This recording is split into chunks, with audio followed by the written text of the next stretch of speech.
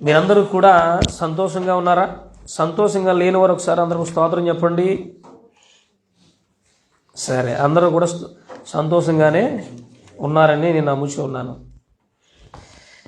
మంచిది. దయచేసి యవ్వన పిల్లలను గూర్చినటువంటి సందేశాలు బైబిల్లో చాలా సంగతులు ఉన్నాయి.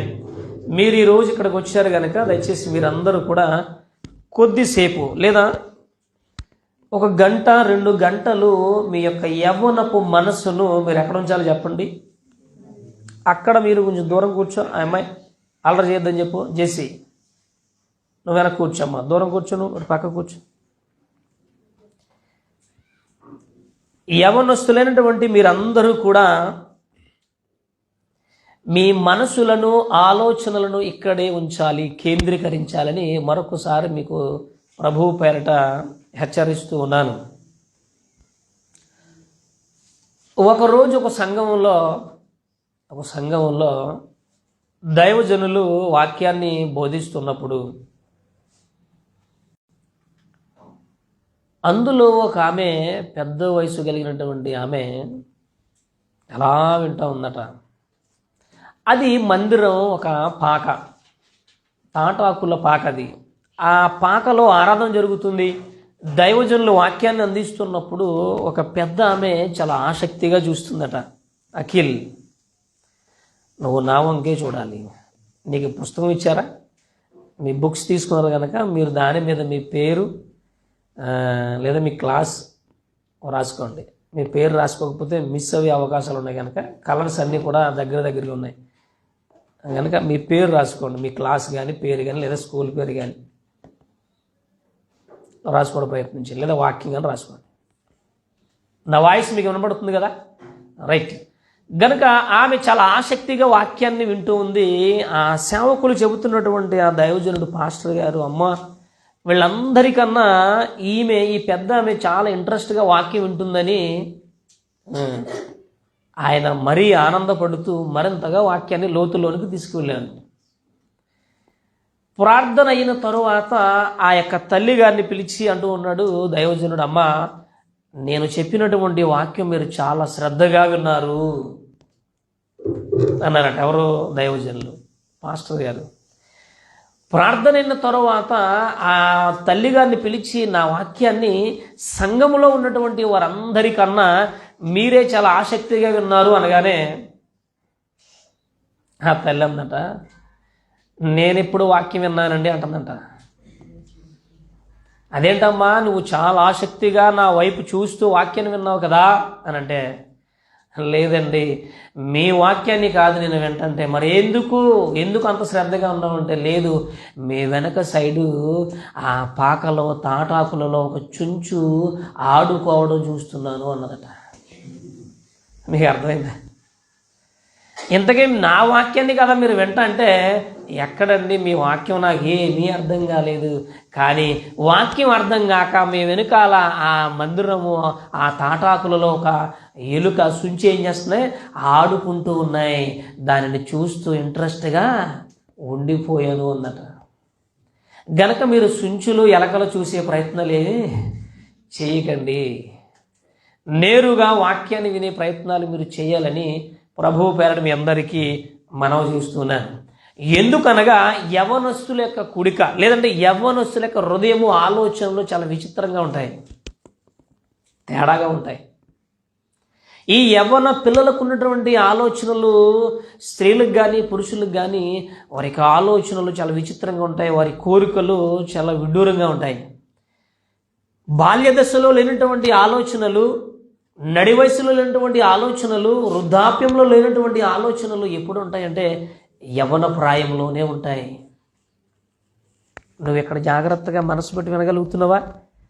లేదంటే అదొక రకంగా ఫీల్ అవుతే అక్కడ కూర్చో, లేదా ప్రశాంతంగా కూర్చో. ఓకేనా? కూర్చో, పర్లేదు, ఫ్రీగా. గనక యవ్వనస్తుల పిల్లల గురించి మనం ఆలోచించినప్పుడు యవ్వన పిల్లలకు ఉన్నటువంటి ఆలోచనలు చాలా విచిత్రం. నేను కూర్చోమన్నాను కానీ సౌండ్ పెట్టమనలేదు. కొద్దిగా పెట్టు, కొంచెం పెట్టు, వాటిని కదపకు. ఇంకొద్దిగా పెట్టు, సౌండ్ పెట్టు. హలో, సరిపోతుంది. అలా వదిలి నువ్వు ఫ్రీగా కూర్చో. కనుక యవ్వనస్తుల యొక్క పిల్లల యొక్క ఆలోచనలు కొంచెం డౌన్ చేయి. ఆలోచన విధానం చాలా విచిత్రంగా ఉంటుంది కనుక దేవుని వలరా ఈరోజు మనం కొన్ని సంగతులు ఆలోచించగలిగితే ఈరోజు ఈ ప్రారంభపు సభలో మొట్టమొదటి యవనస్తుల కూడికలో మొదటి కంఠద వాక్యాన్ని ఈరోజు మనం చదువుకుందాం. ఒకసారి అందరూ లేచి నిలబడగలిగినట్లయితే సామెతల గ్రంథము మొదటి అధ్యాయము మొదటి వచనము నుండి 33 వచనాలు. దయచేసి మీలో ఒకరు చదవగలిగిన వారు ఒకరు చదవండి. సామెతల గ్రంథము మొదటి అధ్యాయము 33 వచనాలు ఉన్నాయి కనుక వాటిని, లేదా నేను చదువుతాను, దయచేసి మీరు వెంటనే ఉత్తర ప్రత్యుత్తరాలకు చెప్పడానికి ప్రయత్నం చేయండి. సామెతల గ్రంథము మొదటి అధ్యాయము మొత్తం వచనాలన్నీ మనం చదువుకుందాం. దావీదు కుమారుడును ఇశ్రాయేలు రాజునైన సొలొమోను సామెతలు. జ్ఞానమును ఉపదేశమును అభ్యసించుటకును వివేక సల్లాపములను గ్రహించుటకును నీతి న్యాయ యథార్థతలను అనుసరించుట యందు బుద్ధి కుశలత ఇచ్చు ఉపదేశము నొందుటకును జ్ఞానము లేని వారికి బుద్ధి కలిగించుటకును యవనులకు తెలివియు వివేచనయు పుట్టించుటకును తగిన సామెతలు. జ్ఞానము గలవాడు విని పాండిత్యము వృద్ధి చేసుకును, వివేకము గలవాడు ఆలకించి నీతి సూత్రములను సంపాదించుకును. వీటి చేత సామెతలను భావసూచక విషయములను జ్ఞానుల మాటలను వారు చెప్పిన గూఢవాక్యములను జనులు గ్రహించుదురు.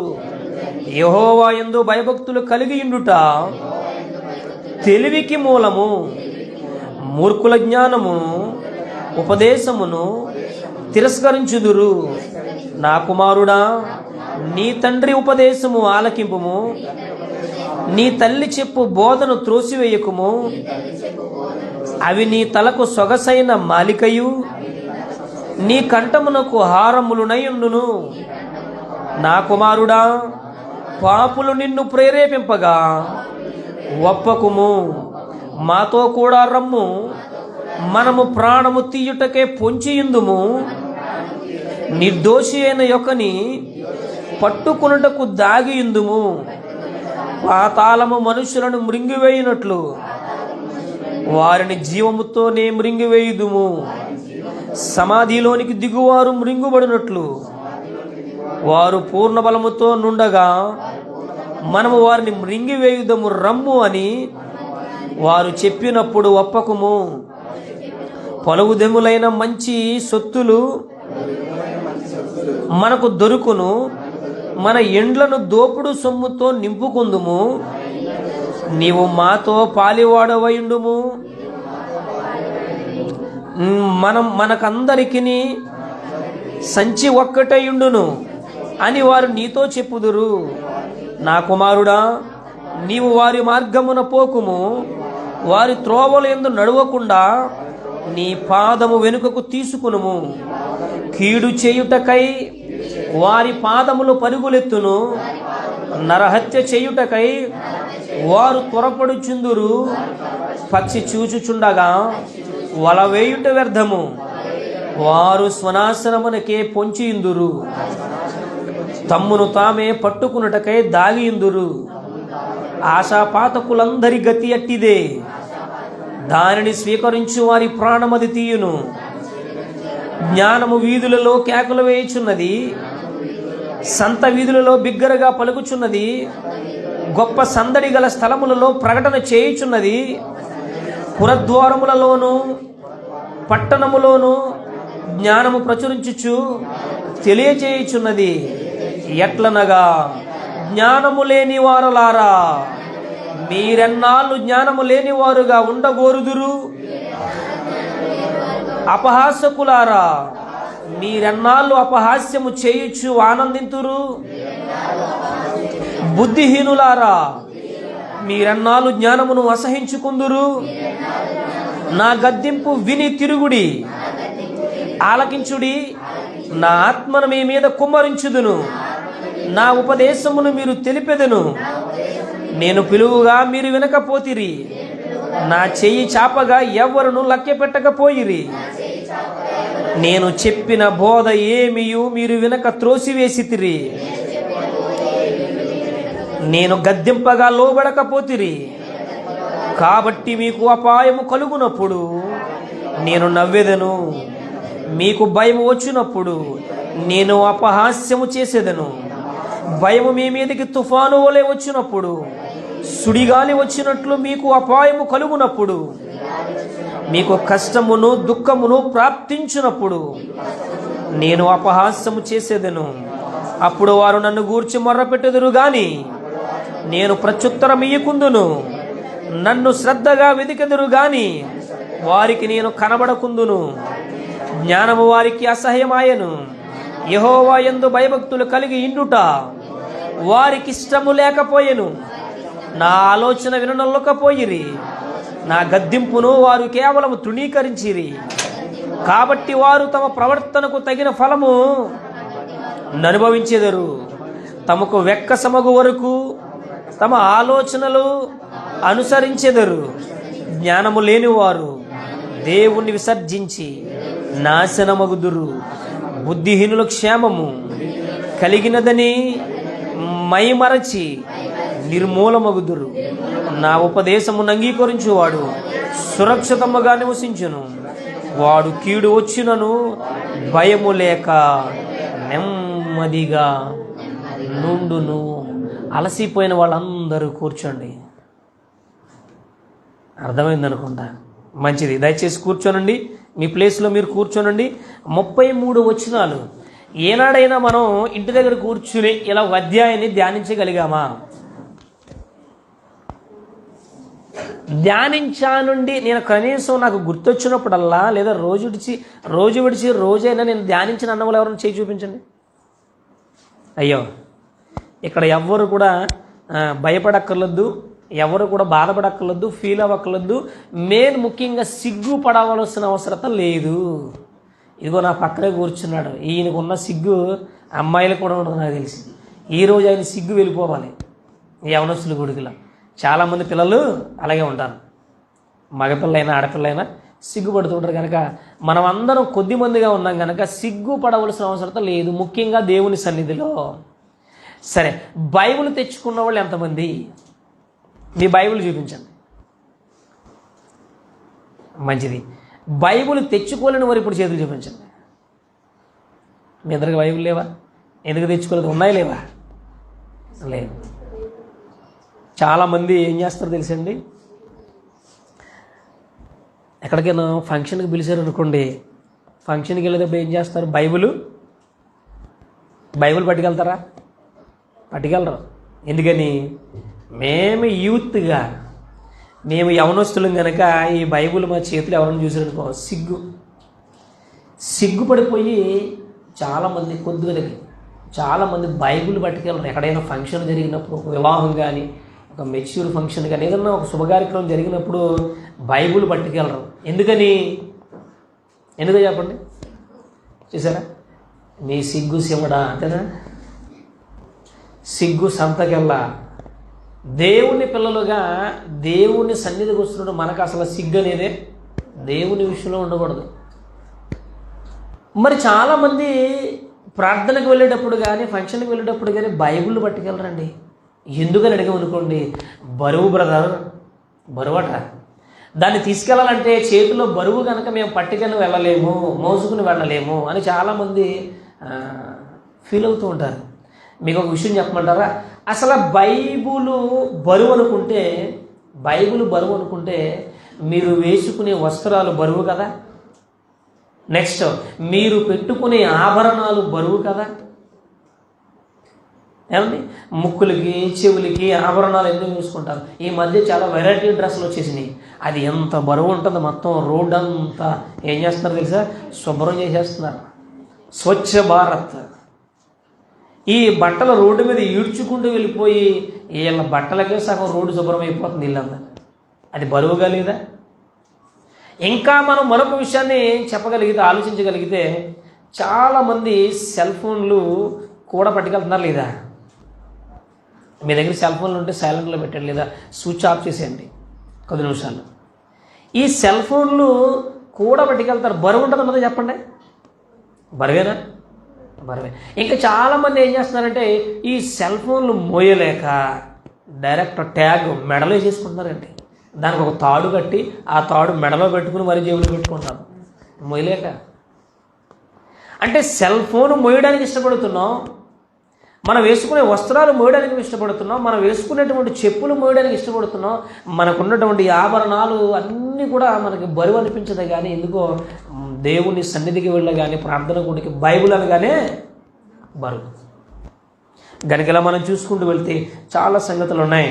గనుక ఈరోజు ఈ ప్రారంభపు యవనస్తుల కూడుకలో మనం చదువుకున్నటువంటి ఈ సామెతలు గ్రంథం 1వ అధ్యాయము మనం చదువుకున్న వాక్య పఠనంగా, ఈ సామెతల గ్రంథం దేవుని వలన ఎన్ని అధ్యాయాలు కలిగినది అని మనం ఆలోచిస్తే 31 అధ్యాయము 31. ఈ 31 అధ్యాయములో చాలా జ్ఞానపు సంగతులు ఉన్నాయి. బైబుల్ అన్ని వాక్యాలు ఒక ఎత్తు అయితే, సామెతలు, ప్రసంగి, పరమగీతం, ఈ ప్రసంగి పరమగీతాన్ని పక్కన పెడితే ఇందులో మొదటి స్థానంలో సామెతల గ్రంథమే ఉంది. ఇప్పుడు యవ్వన పిల్లలకు బాగా ఉపయోగపడేటువంటి పుస్తకం ఏదో తెలుసా? సామెతలు. గనుక ఈ సామెతలను మీరు ఎన్నిసార్లు చదివినా ఇందులో మహాజ్ఞానము ఇమిడి ఉన్నది. చాలా జ్ఞానపు సంగతులను యవ్వన పిల్లలు తన భవిష్యత్, తన జీవితాన్ని, తన బ్రతుకును దిద్దుకున్నటువంటి వారికి భవిష్యత్ అంతా ఎక్కడ ఉందంటే ఈ పుస్తకంలోనే ఉంది. బైబిల్ గ్రంథం అంతటిలో, బైబిల్లో ఉన్న పుస్తకాలు ఏంటి చెప్పండి? 66 పుస్తకాలు కలిగినటువంటి ఈ బైబిల్లో జ్ఞానము పూర్తిగా నిండుకున్న, జ్ఞానముతో నిండుకున్నటువంటి పుస్తకం ఏదైనంటే సామెతలే. దీన్ని యవ్వన పిల్లలుగా మీరు ప్రతిరోజు ధ్యానిస్తే నిజముగా చాలా జ్ఞానం వస్తుందండి. ఈ లోక జ్ఞానము, పరలోక సంబంధమైనటువంటి జ్ఞానముతో పాటు ఈ లోక సంబంధమైనటువంటి జ్ఞానం కూడా నిండుకుని ఉంటుంది. 2వ అధ్యాయం చూడండి, 1వ వచనం. సామెతల గ్రంథము 2వ అధ్యాయము 1వ వచనం. నా కుమారుడా, నీవు నా మాటలను అంగీకరించి నా ఆజ్ఞలను నీ యొక్క దాచుకుని ఎడల జ్ఞానమునకు నీ చెవి ఎగ్గి హృదయపూర్వకముగా వివేచన అభ్యసించిన ఎడల, తెలివికై మొర్ర పెట్టిన ఎడల, వివేచనకై మనవి చేసిన ఎడల, వెండిని వెదికినట్లు దాని వెదికిన ఎడల, దాచబడిన ధనమును వెదికినట్లు దాని వెదికిన ఎడల, యెహోవా యందు భయభక్తులు కలిగి ఉండుట ఎట్టిదో నీవు గ్రహించుదువు. దేవుని గూర్చిన విజ్ఞానము నీకు లభించును. యెహోవాయే జ్ఞానమిచ్చువాడు, తెలివియు వివేచనయు ఆయన నోట నుండి వచ్చును. ఆయన యథార్థవంతులను వర్ధిల్ల చేయును. యుక్త మార్గము తప్పక నడుచుకునే వారికి ఆయన కేడుముగా.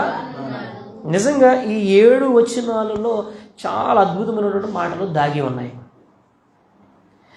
ప్రతి ఒక్కరు కూడా మనం అనుకుంటాం, మనం చదువుకుంటున్నాం కదండి, మేము డిగ్రీలు పూర్తి చేస్తున్నాం, కాలేజీలకు వెళుతున్నాం, టాప్ ఫస్ట్ ర్యాంకులు మేమే సంపాదిస్తూ ఉన్నాం, చదువులో అన్ని విషయాల్లో కూడా మేమే ముందుంటున్నాం, ఇక స్కూల్లో లేదా కాలేజీల్లో నా అంతటి జ్ఞానవంతుడు లేరు అనుకుంటారు. కానీ దానిని బైబిల్ చెప్పింది ఈ లోక.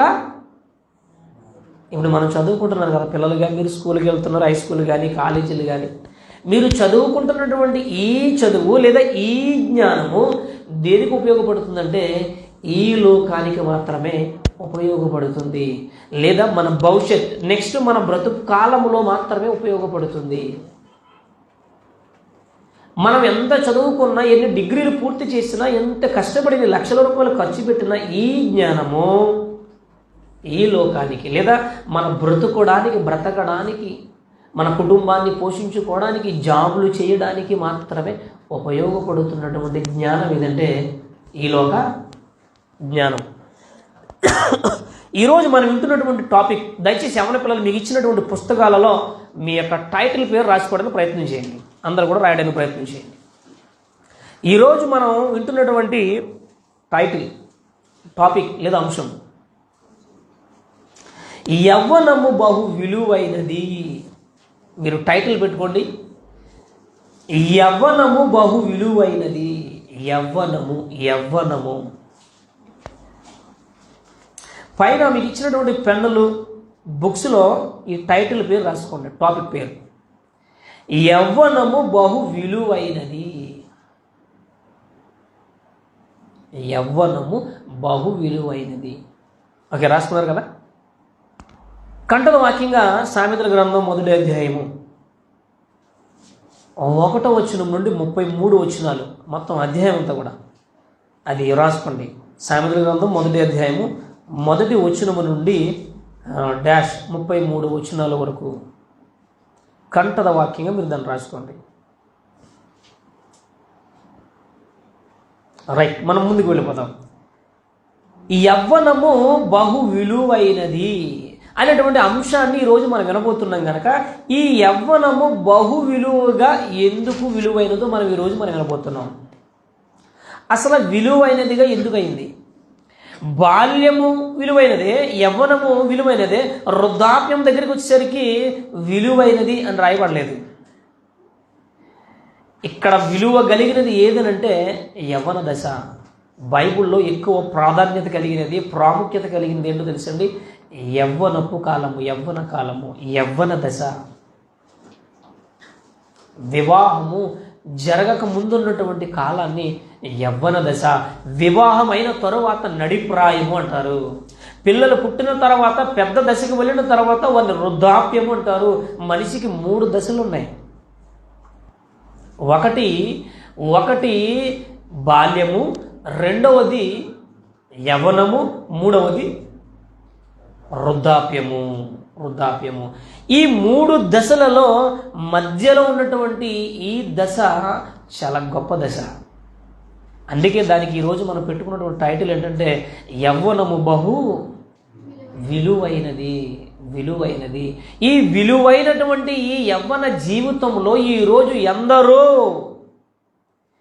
స్త్రీ పురుషుని భేదము లేకుండా వారి జీవితాలు ఎలా పతనం చేసుకుంటున్నారో మీరు ఇందాక పాటలో చూసారా లేదా? చిన్న పిల్లలు ఏం చేస్తున్నారు చెప్పండి? వాళ్ళు సిగరెట్లు కాలుస్తూ, మందు త్రాగుతూ, డ్రగ్స్ అలవాటు పడిపోయారండి. వారు దేహాలను శిథిలపరుచుకుంటున్నారు.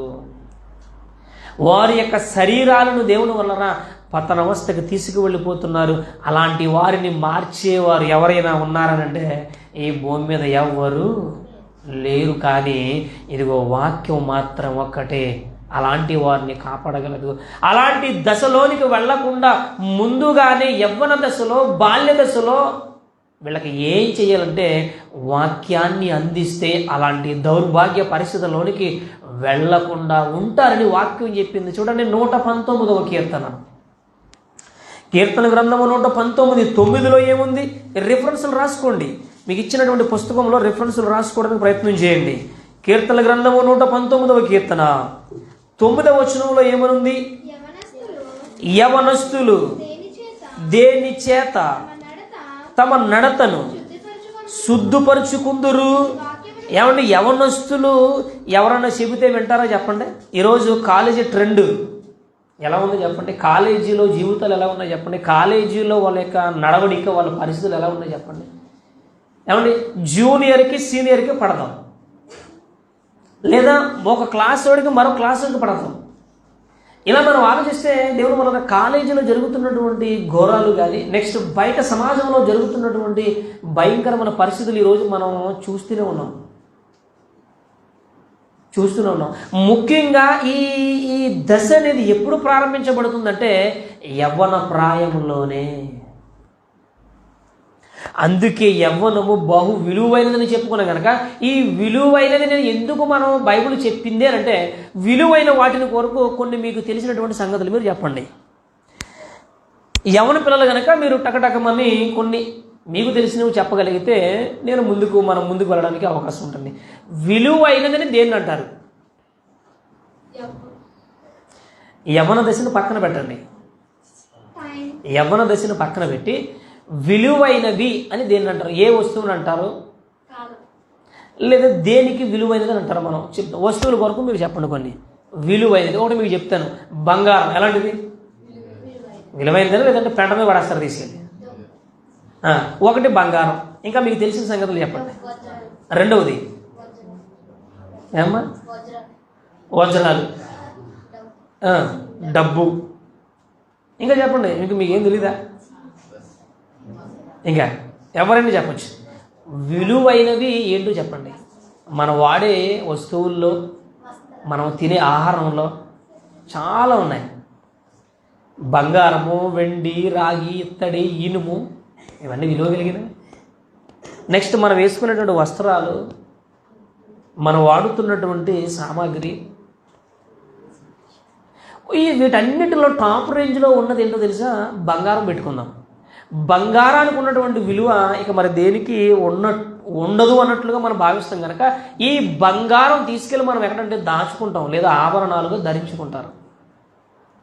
ఇప్పుడు బంగారానికి ఉన్నటువంటి విలువని ఈరోజు మనిషి గుర్తించాడు, కానీ మనిషికి ఉన్న విలువ మనిషి ఏం చేశాడు? గుర్తించలేకపోయాడు. అది ఈరోజు మన టాపిక్. ఈరోజు బంగారానికి ఉన్నటువంటి విలువను గుర్తించాడు. బంగారం ఎక్కడి నుంచి వచ్చింది? భూమిలో నుండి వచ్చింది. అది కొన్ని ఖనిజాలుగా కొన్ని దాన్ని ఏమంటారు? ఇప్పుడు చూడండి, బొగ్గు గని ఉంది. బొగ్గు ఒక గని. బంగారం కూడా గనులు ఉంటుంది ఇవ్వడం. అది మట్టిలో నుండి వచ్చిందే. రాగి, ఇత్తడి, ఇనుము, ఇలా మనం ఆలోచిస్తే ఇవన్నీ ఆదికాండంలో రాయబడ్డాయి, ప్రారంభ వచనాల్లో. ఇవన్నీ దేవుడే మనుషులకు ఇచ్చాడు. చూడండి ఒకసారి ఆదికాండము. ఇవన్నీ దేవుడు ఎప్పుడు చెప్పాడు చూడండి అన్ని సంగతులు.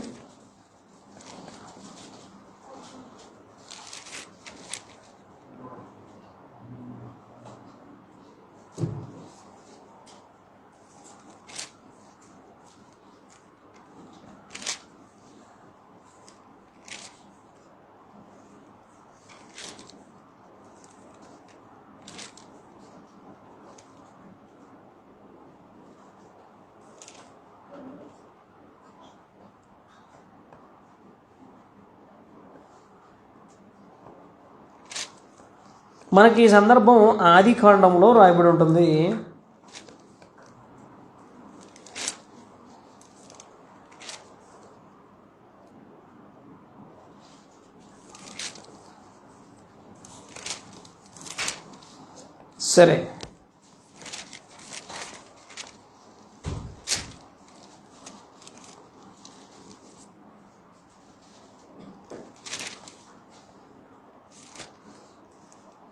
సరే, దీని కొరకు నేను మరలా మీకు ఇప్పుడు తెలియజేస్తాను. అంటే భూమిలో దేవుడు ఎన్ని విలువైనటువంటి వస్తువులు మన కొరకు ఏర్పాటు చేశాడో చాలా చక్కటి సంగతులు మనకి వ్రాయబడి ఉంటాయి. చూడండి, 2వ అధ్యాయము దొరికిందా? ఆదికాండము 2వ అధ్యాయము 10వ వచనం నుంచి చూడండి. మరియు చదవండి, పర్వాలేదు, మీరు అందరూ చదవగలిగిన వారు కన్నా చదవండి. మరియు ఆ తోటలు తడుపుటకు ఏదోనులో నుండి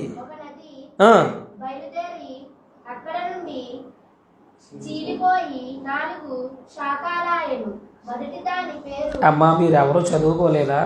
స్కూల్కి వెళ్ళేవారు లేరా? అయ్యో, కాలేజీకి వెళ్ళేవారు లేరా? ఒక్కరు చదవట్లేదు. ఆ సందర్భం కాదు. సరే, చదవండి. ఇదేంటంటే ఇది ఏదోనులో ఉన్నటువంటి ఆ యొక్క ఏదోను తోటకి దేవుడు ఏర్పాటు చేసినటువంటి నదులవి. ఎన్ని నదులు ఉన్నాయంటే అక్కడ ఇంచుమించు కొన్ని నదులు మనకు కనపడుతున్నాయి. ఈ నదుల గురించి కాదు కానీ ద్వితీయోపదేశ కాండం అనుకుంటాను, దేవుడు భూమిలో ఎలాంటి ఖనిజాలను ఏర్పాటు చేశాడో ఈ సందర్భం మనకు కనపడుతుంది.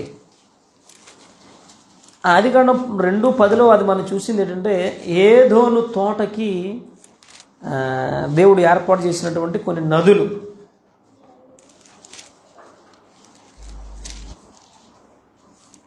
సరే,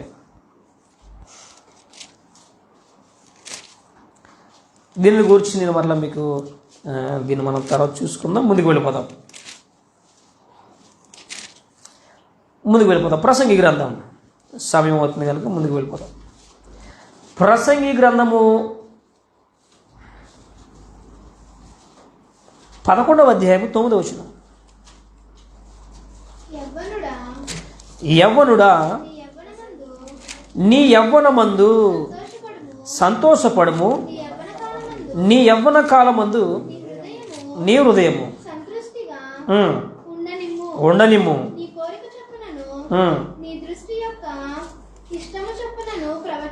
ప్రవర్తింపుము. అయితే వీటన్నిటిని బట్టి దేవుడు నిన్ను. సరే, దీని ఒక నిమిషం ఉంచండి. ద్వితీయోపదేశకాండకు రండి. దేవుడు భూమిలో ఇచ్చినటువంటి సందర్భాన్ని మనం చూసుకుందాం. మనకి ఎలాంటి విలువ కలిగినటువంటి వస్తువులు దేవుడు ఇచ్చాడో. ద్వితీయోపదేశకాండము 8వ అధ్యాయము.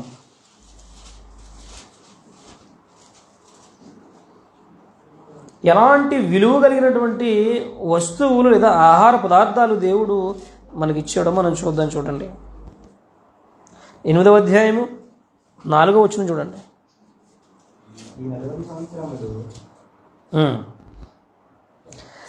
ద్వితీయోపదేశకాండము, దయచేసి మీ అందరి దగ్గర బైబిల్ ఉన్నాయి కనుక తీసి మీరు చదవాలి టకటకమని. చదవడం కూడా అది ఒక గిఫ్ట్, అది దేవుడు ఇచ్చినట్టు బహుమానం కనుక 8వ అధ్యాయము 5, 6, 7వ వచనం వచ్చాయి. నీ దేవుడని యెహోవా నిన్ను మంచి దేశములో ప్రవేశపెట్టును. అది నీటి వాగులను, లోయలలో నుండి, కొండలలో నుండి, పారు ఊటలను, అగాధ జలములను గల దేశము. అది గోధుమలు, యవలు, ద్రాక్ష చెట్లు, అంజూరపు చెట్లు, దానిమ్మ పండ్లను గల దేశము. ఇంకేముంది చూడండి, ఒలీవ నూనెయు తేనెయు గల దేశము. కరువు అనుకొనకుండా నీవు ఆహారము తిను దేశము. అందులో నీకు ఏ లోపము ఉండదు. ఏమంటే ఆహారమును కూర్చున్నటువంటి సందర్భాన్ని రాశాడు. ఈ ఆహారం కూర్చున్నటువంటి సందర్భం, నెక్స్ట్ దానికి కావలసినటువంటి ఎలాంటి ఆహార పదార్థాలు, ఇవన్నీ కూడా విలువ కలిగి ఉంది. నెక్స్ట్ 10వ వచనం రాయబడి ఉంది, దాని కొండలలో నీవు రాగి త్రవ్వి తీయవచ్చును. నీవు తిని, రాసుకోండి, రిఫరెన్స్ అని కూడా రాసుకోండి. నీవు తిని తృప్తి పొంది నీ దేవుడైన యెహోవా నీకిచ్చిన మంచి దేశమును బట్టి ఆయనను స్తుతింపవలెను. నేడు నేను నీకు ఆజ్ఞాపించు ఆయన ఆజ్ఞలను, విధులను, కట్టడలను నీవు మరిచిపోతే కుదరదు అన్నాడు. అందుకే ఈరోజు ఏం జరుగుతుందో తెలుసండి, లోకముల్లో ఏం కరువు లేదు చెప్పండి. ఆహారం కానీ డబ్బు కానీ ఈరోజు ఎవరికైనా కరువు ఉందా? లేదు. ఈరోజు ఎవరికి కూడా కరువు లేదండి. భోజనం ఎక్కడికి వెళ్ళినా భోజనం, మన ఇంట్లోనే సమృద్ధి. అందుకే తిని ఏం చేస్తున్నారంటే దేవునికి దూరం అయిపోతున్నటువంటి పరిస్థితులు కనబడుతున్నాయి. అందుకే నాడు ఇశ్రాయేలుతో దేవుడు చెప్తున్నాడు, ఇదిగో మీకు ఒలివ చెట్లు ఎన్నో రకాల ఫలాలు ఇచ్చాను కదా. చివరికి భూమిలో బంగారము, రాగి, వెండి, ఇనుము, ఎన్నో ఖనిజాలు, బొగ్గు, వీటన్నిటిని మీ పాదాల క్రింద పెట్టాను. ఈ అన్నిటిని కొరకు మనిషి ఏం చేస్తాడో తెలుసండి, ఇవే విలువ కలిగినవి. ఇక దేవుడు ఇవన్నీ ఇచ్చాడు కనుక ఇక దీనితోనే తృప్తి పొంది చచ్చిపోదాం అనుకున్న ఆలోచనలోనికి వెళ్ళిపోయాడు మానవుడు. ఇవి కాదండి విలువైనవి.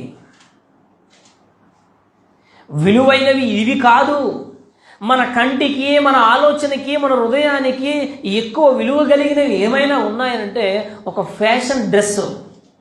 సూపర్, ఇలాంటి ఫ్యాషన్ డ్రెస్ నేను ఏనాడు చూడలేదు, చాలా బాగుంది, ఎక్కడ కొన్నావు, 8,000. ఇంతకుముందు నేను 2-3 సార్లు మీకు చెప్పాను. ఒకరోజు ఒక కుర్రోడు, ఒక యవనస్తుడు ఒక చక్కటి డిజైన్ డ్రెస్ వేసుకున్నాడు. మీకు చెప్పాను, మరలా వినండి. డిజైన్ షర్ట్ వేసుకున్నాడు. ఆ షర్ట్ ఎలా ఉంది? మనం అందరం ఎలా వేసుకున్నాం షర్ట్లు? పిల్లలు, మీ బటన్స్ ఎదరకుండా వెనక్కున్నాయా? మాట్లాడడం మరలా చెప్పచ్చు. మీరు డబ్బులు కట్టకల్లా, ఫ్రీగా మాట్లాడచ్చు. మీ బటన్స్ ఎదరకున్నాయి, వెనక్కున్నాయా బ్రదర్? ఎదరికే ఉన్నాయిగా, రైట్. ఆ యవనస్తుడు ఏం చేసాడు తెలిసిందా? అది ఫ్యాషన్ అంట, ఫ్యాషన్ అంట. ఆ బటన్స్ వెనక్కున్నాయి, వేసుకున్నాడు. మంచి టిప్ టాప్ మంట తయారవి చాలా స్పీడ్గా వెళ్ళిపోతున్నాడు. యాక్సిడెంట్ అయింది. యాక్సిడెంట్ అవ్వగానే రోడ్డు పక్కన పడిపోయాడు. ఎవ్వరు కూడా పట్టించుకోలే. ఏమండి, మరొక ఆయన ఆ మార్గమున వెళ్తున్నాడు. అయ్యయ్యో, ఒక యవనస్తుడు పడిపోయాడు, ఆ తలకాయ కాస్త తిరిగిపోయిందని చెప్పేసి ఏం చేశాడంటే, బాగున్న తలకాయని ఏం చేశాడు చెప్పండి, మెడబెట్టి తిప్పేసాడట. ఒక్కసారి మెడ కాస్త రివర్స్ అయిపోయింది. ఏమైంది? చచ్చి ఊరుకున్నాడు. దేనికోసం? ఫ్యాషన్ షో కాస్త డెత్ డే అయిపోయింది ఆ రోజు. ఇదేంటిది, ఈ పీక తిరిగిపోయింది, ఈ యాక్సిడెంట్లో పడిపోవడం చెప్పి బాగున్న పీకను కాస్త తిప్పేశాడు. ఎందుకు తిప్పాడో చెప్పండి? వాడు వేసుకున్న ఫ్యాషన్ షో కాస్త వాడి ప్రాణానికి వచ్చిందన్నాడు ముప్పు. అందుకే ఈ మధ్య చాలామంది యవనస్తులు ఏం చేస్తున్నారు తెలుసా? ఎక్కడి నుంచి ఎలాగ ఉంటున్నాయి బట్టలు, పక్కగా పోతుంది. లేడీస్ చీర కట్టుకున్నట్టుగా సారీ. ఈరోజు డిజైన్ బట్టలు. ఈరోజు యవనస్తులు మనం చూసినప్పుడు ఫ్యాషన్. వారి జీవితాలు ఏం చేసుకున్నారు తెలుసండి? పాడు చేసుకుంటున్నారు. నీ జీవితం సరిగా ఉండాలంటే, నీ బ్రతుకు, నీ యవ్వనం, నీ యవ్వన ప్రాయము, నీ యవ్వన దశ, నీ భవిష్యత్తు, నీ జీవితం కుటుంబంగా ఆనందంగా ఉండాలంటే నిన్ను బ్రతికించేది ఏంటట? 119లో మనం చూసుకున్నాం. 9లో మర్చిపోయారా? 119 9లో ఏముంది? నీ వాక్యము. చూసారా, అప్పుడు త్వరగా మర్చిపోయారు. 119వ కీర్తన 9వ వచనంలో ఏముందో చెప్పండి యవనస్తుల వరకు. యవనస్తులు దేని చేత మీ నడతను శుద్ధిపరుచుకుందురు. యవ్వనస్తులు మారాలి అంటే, యవ్వనస్తులు మార్పు చెందాలంటే, వారి జీవితాలను కట్టుకోవాలంటే, వారి బ్రతుకులను సరి చేసుకోవాలంటే ఒకే ఒక మార్గం ఉంది. ఏంటట ఆ మార్గము అంటే వాక్యము. ఇక వాక్యము తప్ప ఇక యవ్వనస్తులు కానీ, బాల్యదశ కానీ, నడిప్రాయం కానీ, వృద్ధులు కానీ దేవుని వల్ల ఇక మార్పు చెందలేరు. మీరు ఎన్ని కార్యక్రమాలు చేయండి, మీరు ఎన్ని ఎలాంటి మంచి కార్యక్రమాలు ఏర్పాటు చేయండి, కానీ మనిషి మారడండి.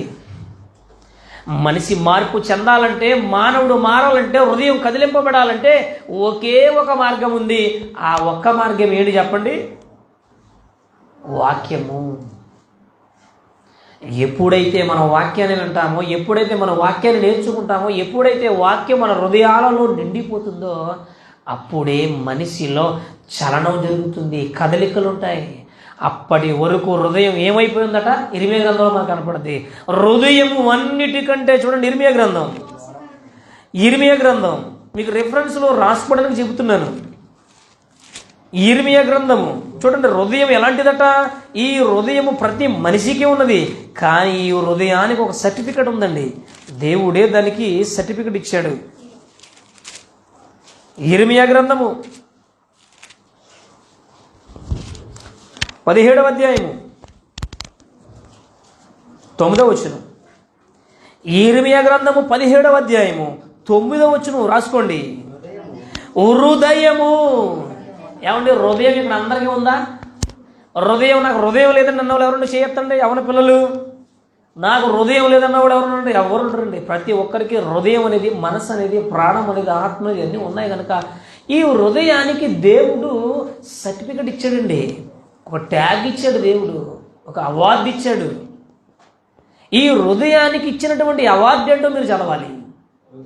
17వ అధ్యాయం 9వ వచనం చదవాలి. చదువుకున్న పిల్లలు చదవాలి. మీరు టక్కమని చదవాలి. ఎవరైతే ముందు వాక్యాన్ని తీసి చదువుతారో వాళ్ళ పేర్లు రాయబడతాయి. మీకు స్పెషల్ గిఫ్ట్. మీరు భయపడుతున్నారన్న సంగతి నాకు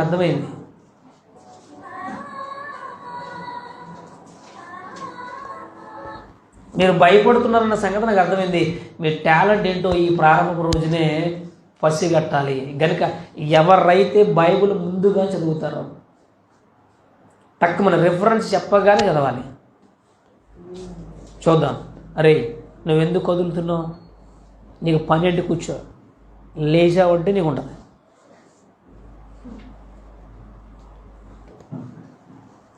చదవండి. ఇర్మీయా గ్రంథం 17వ అధ్యాయం 9. హృదయము అన్నిటికంటే మోసకరమైనది, అది ఘోరమైన వ్యాధి కలది, దానిని గ్రహించగలిగిన వాడెవడు? ఒకని ప్రవర్తనను బట్టి వాని క్రియలు ఫలము చొప్పున ప్రతీకారము చెయ్యుటకు యెహోవాను నేను హృదయమును పరిశోధించువాడును, అంతరేంద్రియములను పరీక్షించువాడును. అంటే హృదయం ఎలా ఉందో చెప్పండి, హృదయం ఎలా ఉందో చెప్పండి. చాలా ఘోరమైనదండి. ఇది ఎప్పుడు నుంచి బాగోలేదు చెప్తున్నాడు తెలిసే దేవుడు. యవ్వన దశలోనికి వచ్చిన తర్వాత హృదయం పాడైపోయిందండి. ఇదిగో ఈ యవ్వన ప్రాయంలోనికి వచ్చిన తర్వాత, డిగ్రీలోకి వెళ్ళిన తర్వాత నా మనసు పాడైపోయిందండి, నా హృదయం పాడైపోయిందండి. ఎందుకు పాడైంది? లవ్లో ఫెయిల్ అయ్యానండి, పరీక్షలు రాయలేకపోయానండి, ఫస్ట్ ర్యాంకు సంపాదించలేకపోయానండి, మార్కులు నేను ఫస్ట్ మార్కులు తెచ్చుకోలేకపోయానండి. ఈరోజు చాలామంది బుద్ధి లేనటువంటి యవనస్తులు ఏం చేస్తున్నారు తెలుసా? పాస్ అవ్వలేదని ఏం చేస్తున్నారు చెప్పండి? ఈ క్లిప్పింగ్స్ అన్నీ కూడా నేను డౌన్లోడ్ చేయలేదు. నెక్స్ట్ మంత్ నుంచి మీకు క్లిప్పింగ్ చూపిస్తాను, నేను స్క్రీన్ మీద చూపిస్తూ మీకు చెప్తాను. మాకు వరుసగా ప్రార్థనలు ఉండడం వల్ల కాస్త ఈ నెలలో కాస్త ఇబ్బంది, ఆటంకాలు ఎదురైనాయి. మీకు నెక్స్ట్ మంత్ నుంచి నేను మీకు దృశ్యాలు చూపించి మరీ చెప్తాను మీకు వాక్యాన్ని. లోతైనటువంటి సందేశాలను మనం వెళ్ళిపోదాం. మీకు రోజు ప్రారంభం కనుక మీకు కొంచెం ఒడిదుడిగా ఉంటుంది, కాస్త మీకు భయంగా ఉంటుంది. కనుక నెక్స్ట్ మంత్ నుంచి మీకు లోతైన సంగతులు, మీరు ఎప్పుడు వినని సంగతులు మీకు బైబిల్లో నేను చూపించడానికి సిద్ధపడుతున్నాను. ఈరోజు చాలామంది ఫెయిల్ అయ్యామని చెప్పేసి ఏం చేస్తున్నారు చెప్పండి? సూసైడ్. ఏమైంది నీకు? మందు తాగడం, ఊరు పోసుకోవడం, ఎక్కడో పడి చావడం. ఏమండి, అలా చనిపోవడం వల్ల ఎంత భయంకరమైన పరిస్థితులు ఉన్నాయో బైబిల్లో దేవుడు రాయించాడు. ముందు విందాం. మన ప్రాణం మీద మనకి ఎటువంటి హక్కు లేదు. నువ్వు ఇప్పుడు పాస్ అవ్వకపోతే నెక్స్ట్ ఇయర్ పాస్ అవ్వు, మరొక సంవత్సరం పాస్ అవ్వు, నీకు బాధ ఏంటి? పాస్ అవ్వకపోతే చచ్చి ఏం సాధిస్తావు? చనిపోవడం వల్ల చాలా భయంకరమైన పరిస్థితులు ఉన్నాయి. కనుక యవ్వన పిల్లలు ఆలోచనలు, వారి హృదయాలను, వారి హృదయాలను, వారి ఆలోచనలు చాలా చక్కటి పరిస్థితులు వారు పెట్టుకోవాలి. అందుకని మీకు వాక్యాలు చూపిస్తున్నాను నేను. ఏదో 4 కథలు చెప్పేసి, 4 మాటలు చెప్పేసి మిమ్మల్ని నవ్వించి కవ్వించి మిమ్మల్ని ఆశీర్వదిస్తే పంపించడం నాకు ఇష్టం లేదు. అందుకే యవనస్తులు కూడా ఎందుకు ఏర్పాటు చేసింది తెలుసా? ఒక లోతైన సత్యాలలోనికి మిమ్మల్ని తీసుకువెళ్ళాలని. మీరు ఎప్పుడు చదవని వినని సంగతులు మీకు చూపించడానికి యవనస్తుల కొడుకుని ఏర్పాటు చేశాం. కనుక నువ్వు ఫెయిల్ అయితే బాధ ఏంటి? చాలామంది ఈరోజు ట్రెండ్ ఎలా తయారైంది, యవనస్తులు ఎలా తయారయ్యారని ఎంత భయంకరమైన స్థితికి వెళ్ళిపోయారు. లవ్. నీ వయసు ఎక్కడా, నీ లవ్ ఎక్కడా, నీ బ్రతుకు ఎక్కడా, నీ పరిస్థితి ఎక్కడా? ఇవన్నీ మనకు తెలియాలంటే ఒకే ఒక మార్గం ఉంది. ఏంటది? అదే విలువైన దేవుని వాక్యము. హృదయం కాదు. నీ హృదయం మారాలంటే, నీ హృదయం సరి అవ్వాలంటే, నీ హృదయం నువ్వు స్టాండర్డ్గా పెట్టుకోవాలంటే, నీ హృదయాన్ని నువ్వు స్థిరముగా ఉంచుకోవాలంటే దానికి గల ఒకే ఒక ఔషధం ఉన్నది, ఒకే ఒక మందు ఉన్నది. ఆ పై వచనం రాయబడింది చూడండి, 8వ వచనం. ఈ ఘోరమైన హృదయానికి, ఘోరమైన వ్యాధితో నిండిపోయినటువంటి మనలో ఉన్న ఈ హృదయానికి ఒకే ఒక మందు ఉన్నది. ఆ మందు ఏంటో చూడండి, 7వ వచనం. మీకు ఒక ఆఫర్ పెట్టాం. ఏం ఆఫర్ చెప్పండి? ఇప్పుడే ప్రకటించింది, ఇప్పుడే అందిన తాజా వార్త. ఏదో అన్నారా? అదన్నమాట. అయినా మీరు చదవట్లేదంటే మీరు వీక్ ఏమో అనిపిస్తుంది నాకు. ఎందులో? అంతేనమాట. మీ వీక్నెస్ ఏంటో నేను ఒక్కొక్కటి పరిశీలిస్తూ ఉంటాను. ఎవరు ముందుగా 38 సంవత్సరాల నుంచి ఒక రోగి ఎక్కడ ఉన్నాడో చెప్పండి? ఒక రోగి ఎప్పుడు వెళ్ళలేదా? మత్తయి సువార్త 38 సంవత్సరాల నుండి ఒక రోగిగస్తుడు ఎక్కడ ఉన్నాడు చెప్పండి? కోనేరు పక్కని, దాని పేరు కూడా రాకపోతే చెరువు అంటున్నారు. ఏ చెరువు? అక్కంపేట ఉంది, అక్కడ ఒక చెరువు ఉంది, దానికి పానకాల చెరువు అంటారు. మరి అందుకే వచ్చింది చెరువు కాదు అది, ఒక కోనేరు. దానికి ఎన్ని మండపాలు ఉన్నాయి? 5 మండపాలు ఉన్నాయి. 38 సంవత్సరాల నుండి ఒక రోగి, లేవలేని రోగి, అక్కడే ఒకే పరుపు, ఒకే మంచం, ఒకే కంచం, ఒకే బెడ్.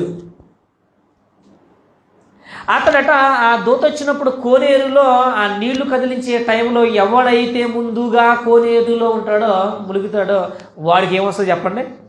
స్వస్థత. కానీ ఇతను ఈ 38 ఏండ్ల నుంచి ఆ కోనేటిలో దిగలేని దౌర్భాగ్య పరిస్థితుల్లో ఉండిపోయాడు. మీరు అలా ఉండకూడదు. ఎంతో ఇప్పుడు కొత్తగా వచ్చిన వాళ్ళు కాదుగా మీరు మందిరానికి. ఎప్పటి నుంచో చిన్న దశలో నుంచో సండే స్కూల్ వెళుతున్నారు, యవన దశలోనికి వచ్చేసారు, ఎన్నో వాక్యాలు వింటున్నారు, ఎన్నో యవనస్తుల కూడికి మీరు వెళ్ళారు, ఎన్నో ఆరాధనలు చూస్తారు, ఎన్నో సభలు చూస్తారు కదా. 38 ఏండ్ల నుండి ఒకే బెడ్ మీద పడుకున్నాడు.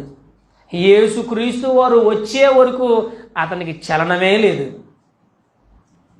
కనీసం పాక్కుంటూ వెళ్ళినా ఆ దూత వచ్చేటప్పుడు కదిలించినప్పుడు అందులో పడేవాడుగా. వాడికి ఆసక్తి లేదు, ఇంట్రెస్ట్ లేదు. ఉదయం లేవగానే బ్రష్ చేసి టిఫిన్ చేసి వెంటనే బ్యాగ్ తగిలించుకుని కాలేజీకి వెళ్ళాలనేటువంటి ఆసక్తి ఉంటేనే వెళ్ళగలం. లేదనుకోండి, ఈరోజు అలాగే కాలేజీకి డుంబా కొట్టాలనుకోండి, ఆ రోజు ఏం చేస్తారో లేవరు, కాళ్ళు నొప్పులు ఆ నొప్పులు మొత్తం మీద ఎగ్గొడతారనమాట. సరే, ఈరోజు మనం వాక్యంలోకి వెళ్తున్నాం కనుక, ఇప్పుడు ఈ హృదయానికి కావలసిన మందు ఎక్కడ దొరుకుతుంది? ఆయుర్వేదం కానీ, హోమియోపతి కానీ, ఇంగ్లీష్ కానీ ఎన్నో మందులు ఉన్నాయి. ఈ హృదయానికి మందేది అని అంటే 7వ వచనంలో రాయబడింది చూడండి. యెహోవాను నమ్ముకునివాడు ధన్యుడు, యెహోవా వానిని ఆశ్రయముగా ఉండును, వాడు జలముల యొద్ద నాటబడిన చెట్టు వలె నుండును, అది కాలువల వారను, దాని వేళ్ళు తన్నును, వెట్ట కలిగినను దానికి భయపడదు, దాని ఆకులు. ఇప్పుడు క్రిందకు వచ్చినట్లయితే 11వ వచనంలో రాయబడింది చూడండి. 10లో చివరి లైన్లో చూడండి. వాని క్రియల ఫలము చొప్పున ప్రతీకారము చేయుటకు యెహోవాను నేను హృదయమును పరిశోధించువాడను, అంతరేంద్రియములను పరీక్షించువాడను.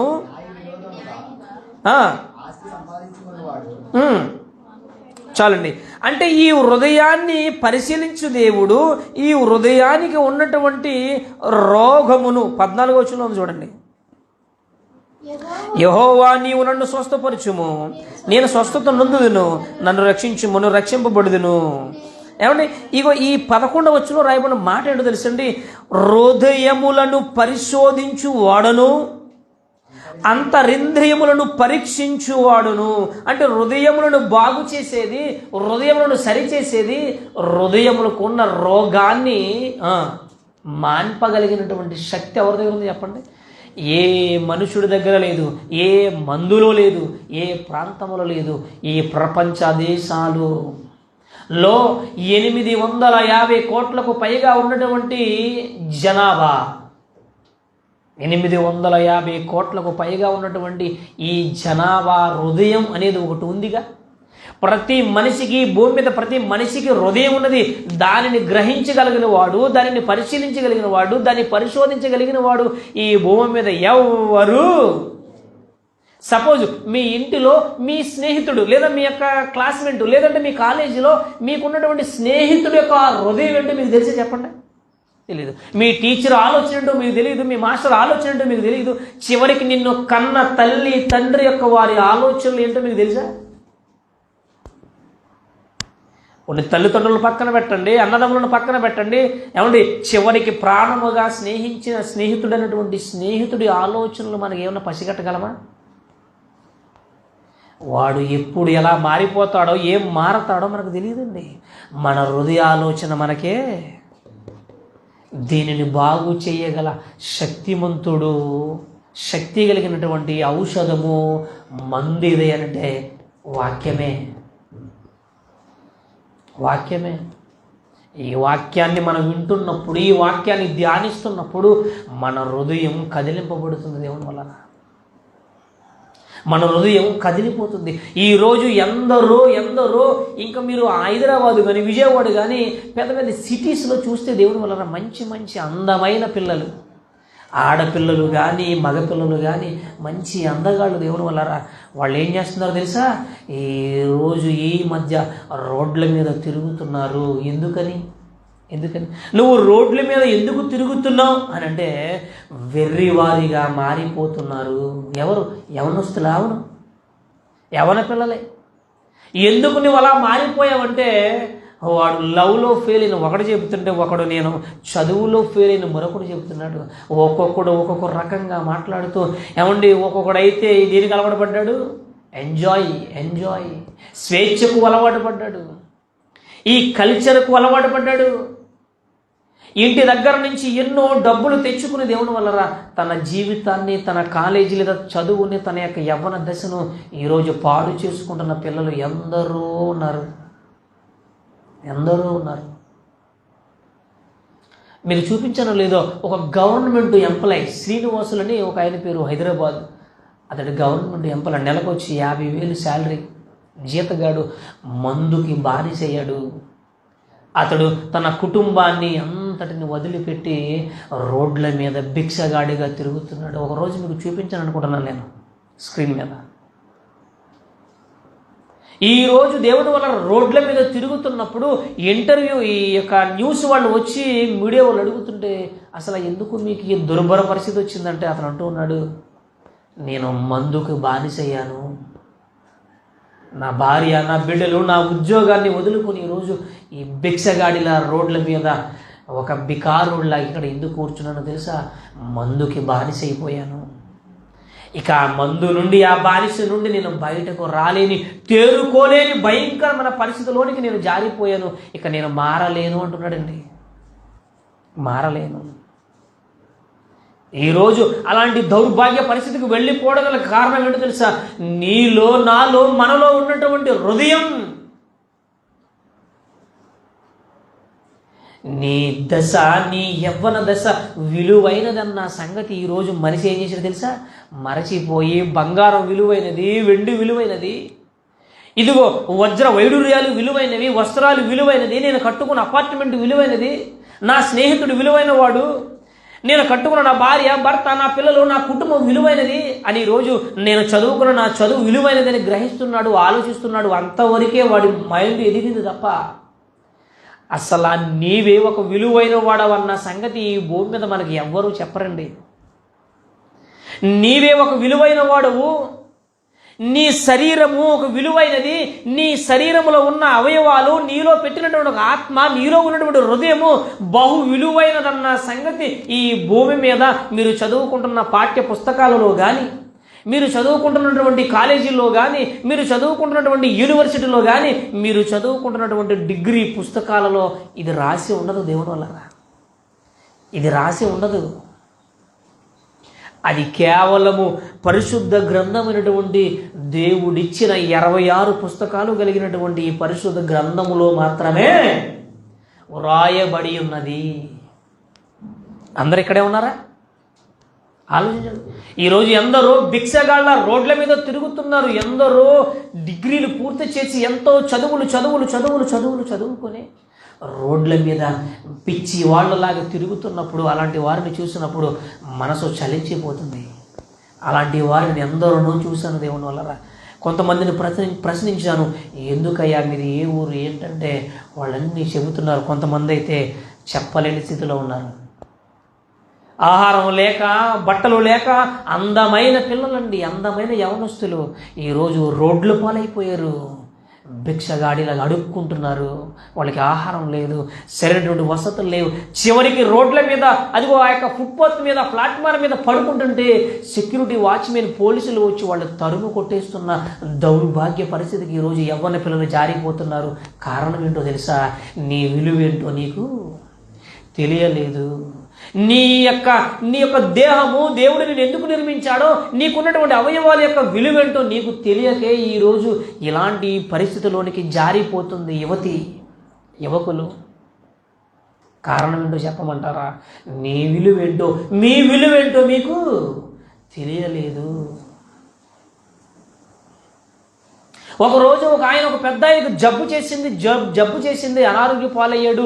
తన కుమారుడని యవనస్తుని పిలిచి ఆ కుమారుడితో అంటూ ఉన్నాడు, అరే నాన్న, ఇదిగో డాక్టర్లు చెప్పారు నన్ను నా వ్యాధి నయం అవ్వాలంటే కుందేలు మాంసము తినమని చెప్పారురా, నువ్వు కాస్త మార్కెట్కు వెళ్ళి కుందేలును కొనుక్కుని తీసుకురా నాన్న అని చెప్పి ఆ పెద్ద అయిన తన యవనస్తుడైన కుమారుని సంతకు మార్కెట్కు పంపించాడు. వాడు డబ్బులు తీసుకుని కుందేలును కొనడానికి బయలుదేరుతున్నప్పుడు వాడు డబ్బులు తీసుకుని వెళుతూ ఉంటే మధ్యలో కొంతమంది యవనస్తులు గోళీలు ఆడుతున్నారట. గోళీ అంటే తెలిసి మీకు? మాకేం తెలియదు అన్నట్టు చూస్తున్నారు మీరు అందరూ. గోళీలు ఆడుతున్నప్పుడు ఈ యవనస్తుడికి ఏమో తండ్రి పని చెప్పాడు, ఏమని, నువ్వు కుందేలు కొనుక్కిరారంటే వీడేం చేసేది తెలుసండి, ఆ సంచి పక్కన పెట్టి వాళ్ళతో పాటు గోళీలు ఆడటం మొదలుపెట్టాడు. ఆడుతూ తండ్రి చెప్పిన మాట గుర్తొచ్చింది. వెంటనే అయ్యో నా తండ్రి కుందేలు తీసుకురమ్మన్నాడు, మార్కెట్కి వెళ్ళాడు. వెళ్ళి కుందేలును కొనుక్కుని సంచిలో పెట్టుకుని మరలా వస్తూ ఉన్నప్పుడు మరలా అదే ప్రాంతంలో అదే పిల్లలు ఏం చేస్తున్నారు, గోళీలు ఆడుతున్నారు. ఆ సంచి పక్కన పెట్టి గోళీలు ఆడుతూ మొదలుపెట్టాడు. ఆ సంచిని మర్చిపోయాడు. కొంతసేపు ఆడిన తర్వాత ఇదిగో ఆ సంచి తీసుకుని తండ్రి దగ్గరికి తీసుకువెళ్ళి, డాడీ, నాన్నగారు ఇదిగో మీరు తెమ్మన్న కుందేలు నేను కొనుక్కొచ్చాను అనగానే ఆ తండ్రి సంచిలో నుంచి తీసి చూసేసరికి కానీ ఏంటో చెప్పండి, పంది పిల్ల. వీడు ఏం కొన్నాడు వీడు? పంది పిల్ల కొన్నాడా? అంటే మీరు ఎంత జాగ్రత్తగా ఉన్నారో నాకు అర్థమైపోతుంది అన్నమాట. వీడు కొన్నదేంటి మరి? అది కుందేలును కొనుక్కుని బ్యాగ్లో పెట్టుకుని ఇంటికి తీసుకొచ్చి తండ్రికి ఇస్తే తండ్రి ఆనందంతో ఆ సంచిలో తీసి చూసేసరికి అది పంది పిల్ల.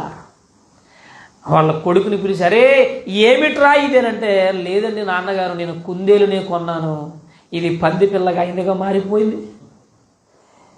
అప్పుడు తండ్రి బాధపడుతూ, అరే ఎంత పని చేసావరు నువ్వు, వెళ్ళి కుందేలుని తీసుకురారా అని చెప్పి వాడికి 4 చీవాట్లు పెట్టి 4 తాపేశ్వరం కాజాలు ఇచ్చి ఏం చేశాడు, మరలా పంపించాడు.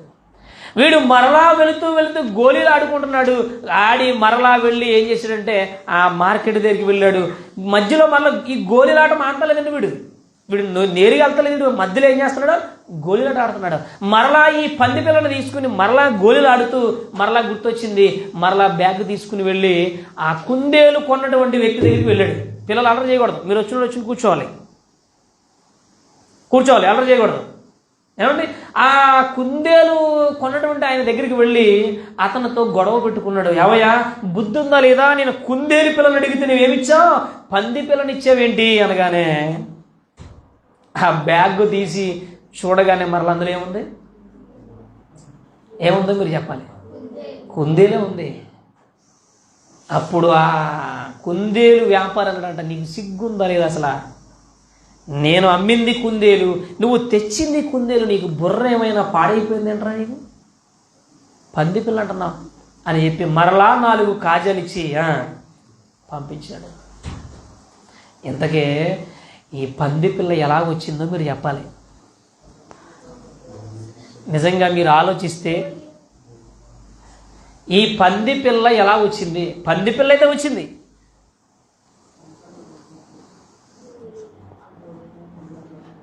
పొడుపు కథలు ఉంటాయి తెలుసు కదా మీకు, పొడుపు కథలు ఏమంటారు? పొడుపు కథలు ఏమంటారు?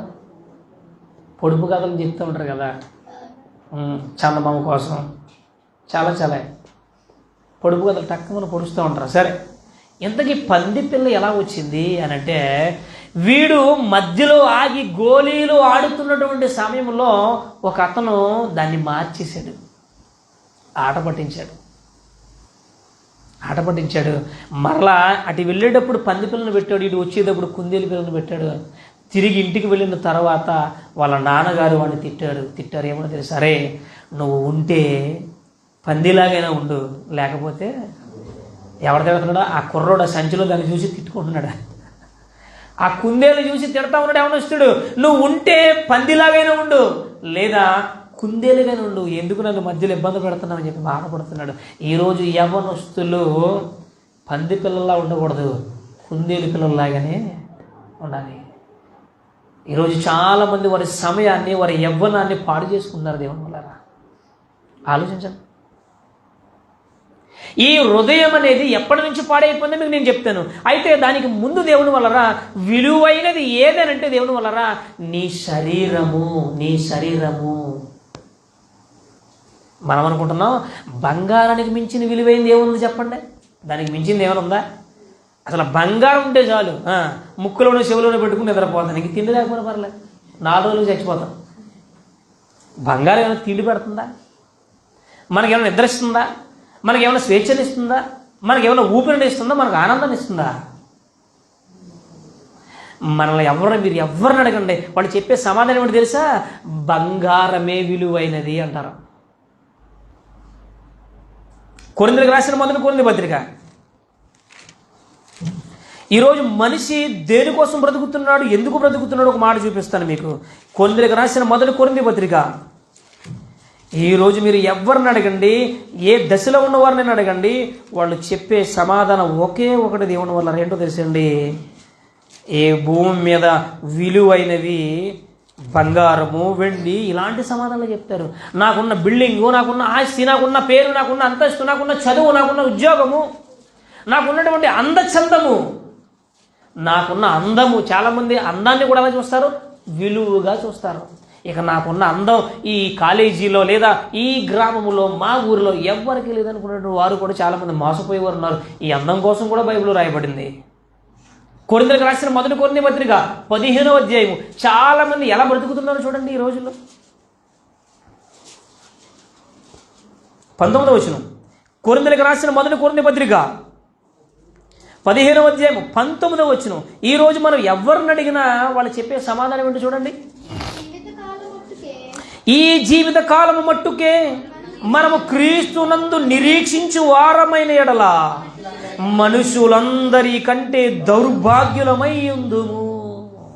ఈరోజు నువ్వు ఎందుకు బ్రతుకుతున్నావు అని అడిగామనుకోండి, ఏముంది బ్రదరు, బాగా చదువుకుని ఉద్యోగం సంపాదించి ఎక్కడ సెటిల్ అవ్వాలంట?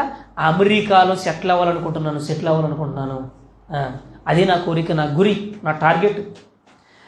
అమ్మ నువ్వేం చేస్తావు అంటే, నేను MBBS చదివి ఏం చేస్తాను, ఇదిగో ఉప్పల మెట్టలో ఒక హాస్పిటల్ కట్టి డాక్టర్ని అవ్వాలనుకుంటున్నాను. Very good. ఇలా ఎవరిని అడిగినా, ఎవరిని కదిపినా, నువ్వు బాలుడిని అడిగినా, యవ్వన దశలో ఉన్న వారిని అడిగినా, నడిప్రాయంలో ఉన్న వారిని అడిగినా, ఎవరిని అడిగినా ఒకే ఒక సమాధానం చెప్తారు. ఈ భూమి మీద ఈ ఉప్పల మెట్టలో అందరికన్నా నేనే ఒక ఉన్నతమైన స్థితిలో ఉండాలి అంటారు తప్ప, నేను చిన్న గుడి చేసుకుని అందులో బ్రతుకుతూ దేవుని కోసం బ్రతకాలన్న ఆలోచనలో ఉన్నానని ఎవరైనా చెప్తారు చెప్పండి? చెప్పరు. ఎవరిని అడగండి, నేను ఒక ఉన్నతమైన స్థితిలోనికి వెళ్ళిపోవాలి, ఆకాశంలో నేను విహారయాత్రలు కొనసాగించాలి, నేను మరొక మండలంలోనికి వెళ్ళిపోవాలి, నేను ఇదిగో చంద్రమండలంలోనికి వెళ్ళాలి, కొన్ని గ్రహాలలోనికి వెళ్ళాలి, ఈ భూమిని నేను ఏం చేయాలి, చుట్టేయాలి. ఇదే ఆలోచన. భూమి మీద దేవుడు ప్రతిదీ విలువైన వస్తువులే ఇచ్చాడు. విలువైన దానినే దేవుడు అనుగ్రహించాడు. నువ్వు తినే ఆహారం కానీ, నువ్వు వేసుకునే వస్తువులు కానీ, నువ్వు ధరించేది ప్రతిదీ, నువ్వు వాడుకునే ప్రతి వస్తువు విలువైనదే. కానీ వీటన్నిటికీ మించిన విలువైనది మరొకటి ఉంది. ఎందుకు తెలుసండి? అదే నీ దేహము. నీలో నీకిచ్చినటువంటి అవయవాలు మించిన విలువైనదికి భూమి మీద ఏది ప్రపంచ దేశాలలోనే లేదు. అదే నీ దేహము, నీ అవయవము, నీ మనస్సు, నీ హృదయము, నీకున్నటువంటి ఆత్మ, ఇవి చాలా విలువైనవి. దీన్ని విడిచిపెట్టి ఈరోజు ఏదేదో వెతుకుతూ ఉన్నారు ఈరోజు మనుషులు. దేనికోసమో ప్రాకులాడుతున్నాడు, దేనికోసమో ఈరోజు పతనమైపోతున్నాడు. కానీ నీవే ఒక విలువైన వాడవన్న సంగతి ఈ భూమి మీద మనకు ఎవరు చెప్పారు చెప్పండి? ఎవరో చెప్పరు. అది కేవలము దేవుని వాక్యము. దేవుడే మనకు చెప్పాడు, దేవుడే మనకు చెబుతున్నాడు. నీ శరీరము ఎంత విలువైనది, ఆ విలువైనటువంటి శరీరము ఎంత ప్రమాదకరమైనదో. ఈ విలువైనటువంటిది ఈ శరీరము మనల్ని ఎలా పాడు చేస్తుందో, ఎలా పతనం చేస్తుందో ఒక్కసారి మనం బైబిల్లోనికి వెళ్ళి ఆలోచించగలిగితే చాలా సంగతులు మనకు అర్థమవుతాయి. ఈరోజు ప్రతి దానిని మనం విలువ అనుకుంటున్నాం కదా, కానీ నీ శరీరం దేవుడిచ్చినటువంటి ఈ విలువైన శరీరం ఎంత ప్రమాదకరమైనదో చెబుతున్నాడు చూడండి. కొరింథీయులకు రాసిన పత్రిక, కొరింథీయులకు రాసినటువంటి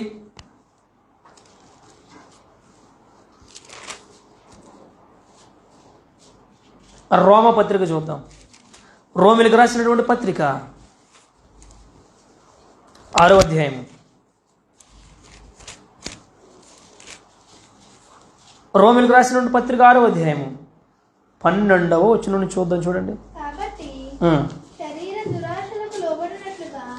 ఈరోజు విలువైనటువంటి ఈ శరీరాన్ని, విలువైనటువంటి ఈ దేహాన్ని, విలువైనటువంటి ఈ అవయవాలను ఈరోజు యవనస్తులు ఎలా పాడు చేసుకుంటున్నారో ఈరోజు కొన్ని సంగతులు మనం చూసుకుని త్వరగా ముగించుకుందాం. 6వ అధ్యాయం రోమపత్రిక 12వ వచనం. కాబట్టి శరీర దురాశలకు లోబడినట్లుగా చావునకు లోనైన మీ శరీరము పాపమును ఏలనీయకుడి, మరియు మీ అవయవములను దుర్నీతి సాధనములకు. అక్కడ ఫుట్నోట్లో ఒక అంకి ఉంది చూడండి, దాని అర్థం ఏంటో చెప్పాడు చూడండి. ఏమండి? మరియు మీ అవయవములను దుర్నీతి సాధనములుగా అన్న చోట 2 అంకి ఉండి క్రింద ఫుట్నోట్లో ఒక దాని అర్థం రాయబడింది. ఏంటది? ఆయుధములుగా. మీ అవయవాలు, మీ శరీరము దుర్నీతికి సాధనాలుగా ఉపయోగపడకూడదు. మీకు అర్థమైంది ఈ మాట? బైబిల్ చదివితే అర్థం కాదండి, ఒకడు బోధించాలి. ఒక వ్యక్తి, ఒక సేవకుడు, ఒక బోధకుడు బోధిస్తేనే కానీ బైబిల్ ఎవ్వరికి అర్థం కాదు. అందుకే ఈ తరగతులు, అందుకే మీకు ఈ సందేశాలు, అందుకే ఈ లోతైనటువంటి మాటలు మీకు తెలియజేస్తున్నాం. ఒక సమయం ఎక్కువైనప్పటికీ శరీరాన్ని, మీ అవయవాలను దేనికి సాధనాలుగా ఉపయోగించొద్దన్నాడు చెప్పండి? దుర్నీతికి. ఆ దుర్నీతి ఏంటో మనం ఇందాక స్క్రీన్ మీద చూసాం. చిన్నపిల్లలు ఏం చేస్తున్నారు? సిగరెట్లు కాలుస్తున్నారు, మందు తాగుతున్నారు, డ్రగ్స్ ఉపయోగిస్తున్నారు. అవన్నీ ఏమనుకున్నారు? దుర్నీతి. ఇంకొక సీక్రెట్ చెప్పమంటారా? ఈ మధ్య ఈ శరీరాన్ని దేనికి అలవాటు చేశారు చెప్పండి? మీకు తెలియదు కాదు. ఈ మధ్య, ఈ కాలంలో ప్రతి ఒక్కరు దేనికి అలవాటు పడ్డారు? మొబైల్, సెల్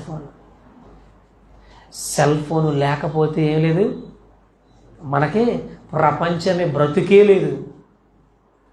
నిజంగా ఆలోచించండి. ఒకడు ఫోన్ మాట్లాడుతూ ఐరన్ చేస్తూ ఆ ఐరన్ కాస్త ఫోన్ అనుకుని ఏం చేశాడు? బొగ్గ మీద పెట్టుకున్నాడు. బొగ్గ కాస్త ఊడిపోయింది. అంటే ఎంతలా అలవాటు పడిపోయాడు చూడండి. సెల్ ఫోన్ అనుకుని ఏం చేశాడు? ఇస్త్రీ పెట్టేసుకున్నాడు. అప్పుడు ఇస్త్రీ చేస్తా ఇలా పెట్టేసుకున్నాడు. ఈ పక్క మొత్తం ఏమైంది? సెల్ ఫోన్ అయిపోయింది. ఏం తెలియట్లేదండి.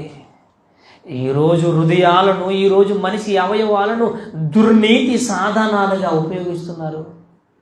సెల్ ఫోన్కి కనెక్ట్ అయిపోయారు. ఈరోజు ఆ ఫోను లేకపోతే ఏం లేదు చెప్పండి. ఆహారం లేకపోయినా పర్వాలేదు, తల్లిదండ్రులు లేకపోయినా పర్వాలేదు, దేవుని సన్నిధి లేకపోయినా పర్వాలేదు, నీళ్లు లేకపోయినా బ్రతికేసే పరిస్థితికి వెళ్ళిపోయారు. చూసారా? ఇక్కడ వాక్యం ఉంటుంది, మీ అవయవాలను దుర్నీతి. చదవాలి మీరు చాలా ఆలోచన చేస్తున్నారు. మీరు లేట్ చేశారంటే ఇంకో గంట పడుతుంది. మీరు చదవడానికి ప్రయత్నం చేయాలని కోరుకుంటున్నాను. మీరు అలవాటు చేసుకోండి. ఇలాంటి మొదటి కార్యక్రమాలు కనుక ఇక్కడ నుంచి మీకు కొంచెం అలవాటు అవుతుంటుంది కనుక మీరు అలవాటు చేసుకోండి. చాలా ముఖ్యం ఇది. బైబుల్ రిఫరెన్స్ టక్మని తీయాలి. నెక్స్ట్ మీకు ముందు తరగతులు ఉంటాయి, అంటే బైబుల్ పరీక్షలు ఉంటాయి. ఇందులో కూడా మీకు నేను ప్రత్యేకంగా గిఫ్ట్లు కూడా సిద్ధపడుతున్నాను కనుక ఇందులో ఎవరు ముందు వస్తారో మిమ్మల్ని ప్రోత్సహించడానికి మాత్రమే. మీకు ఎగ్జామ్ ఉంటుంది, పరీక్ష ఉంటుంది దేవుని వల్ల ఈ పాఠాల మీద, లేదంటే ఈ యొక్క బైబుల్ మీద మీరు ఎంత షార్ప్గా ఉంటారో, మీరు బైబిల్ మీద మీకు ఎంత పట్టుందో, మీరు వాక్యం అంటే ఎంత ఆసక్తి చూపుతున్నారో ముందు మరి మేము అర్థం చేసుకోవాలి. చదవండి. మరియు మీ అవయవములను దుర్నీతి సాధనములుగా పాపమునకు అప్పగింపకుడి, అయితే మృతులలో నుండి సజీవులమనుకును మిమ్మును మీరే దేవునికి అప్పగించుకునుడి. మనం ఏం చేయాలి చెప్పండి? మనం ఏం చేయాలి? మనం దేవునికి అప్పగించుకోవాలి. ఉదయం లేస్తాం, స్కూల్కి వెళ్తున్నాం, కాలేజీకి వెళ్తున్నాం, మరలా సాయంత్రం వస్తాం, మరలా సాయంత్రం రాగానే study study study study study, చదువు చదువు చదువు చదువు. కానీ ఆదివారం రాగానే ఉదయాన్నే సిద్ధపడే అలవాటు మనకుందా? ఎప్పుడూ 11 గంటలకి, 10 గంటలకు ఆరాధన అనుకోండి, 11 గంటలకి, 12 గంటలకి. కొంతమంది ఏం చేస్తారు?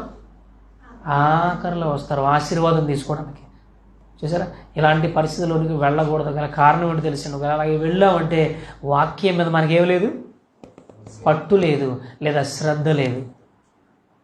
గనక మీ యొక్క అవయవాలను మీరు ఏం చేయాలి తెలిసి? మిమ్మును మీరే దేవునికి ఏం చేయాలంట? అప్పగించుకునుడి. మీ అవయవములను నీతి సాధనములుగా దేవునికి అప్పగించాలి. అయ్యో, ఈరోజు రిపబ్లిక్ డే యవనస్తులు కూడికని ఏర్పాటు చేశారు, పండుగ చేశారు. గనక ముందుగా వెళ్ళి నేను దేవుని మందిరంలో కూర్చోవాలి, ఈ రోజంతా నేను దేవునికి ఇవ్వాలి, లేదా మధ్యాహ్నం వరకు నేను దేవునికి ఇవ్వాలి ఈ సమయాన్ని, ఈరోజు సెలవు గనక అనేటువంటి ఆలోచనలు ప్రతి బిడ్డకు, ప్రతి యవ్వనస్తులకు ఉండాలి. అలాంటి ఆలోచనలోనికి మనం వెళ్ళిపోవాలి. ఇది ఈరోజు సెలవు. ఈ సెలవు రోజున దేవుని మందిరంలో కొన్ని తరగతులు జరుగుతున్నాయి కనుక మనం వెళ్ళి నేర్చుకోవాలనేటువంటి ఆసక్తిలోనికి మనం వెళ్ళాలి అంటే మనం ఏం చేయాలంటే మన హృదయాలు మారాలి. చదవండి. మీ అవయవములను నీతి సాధనములుగా దేవునికి అప్పగించుకుని మీకు కృపకే గాని ధర్మశాస్త్రమునకు లోనైనటువంటి వారు కారు గనక పాపము మీ మీద ప్రభుత్వము చేయదు. ప్రభుత్వము చేయకుండా చూసుకోవాలి. ఇప్పుడు 7వ అధ్యాయానికి వచ్చేసరికి అసలు ఈ శరీరమును గూర్చినటువంటి సందర్భంలోనికి మనం కాస్త లోతుకు వెళ్ళి ఆలోచిద్దాం. చూడండి, శరీరము ఎలాంటిదో ఒకసారి మనం చూద్దాం.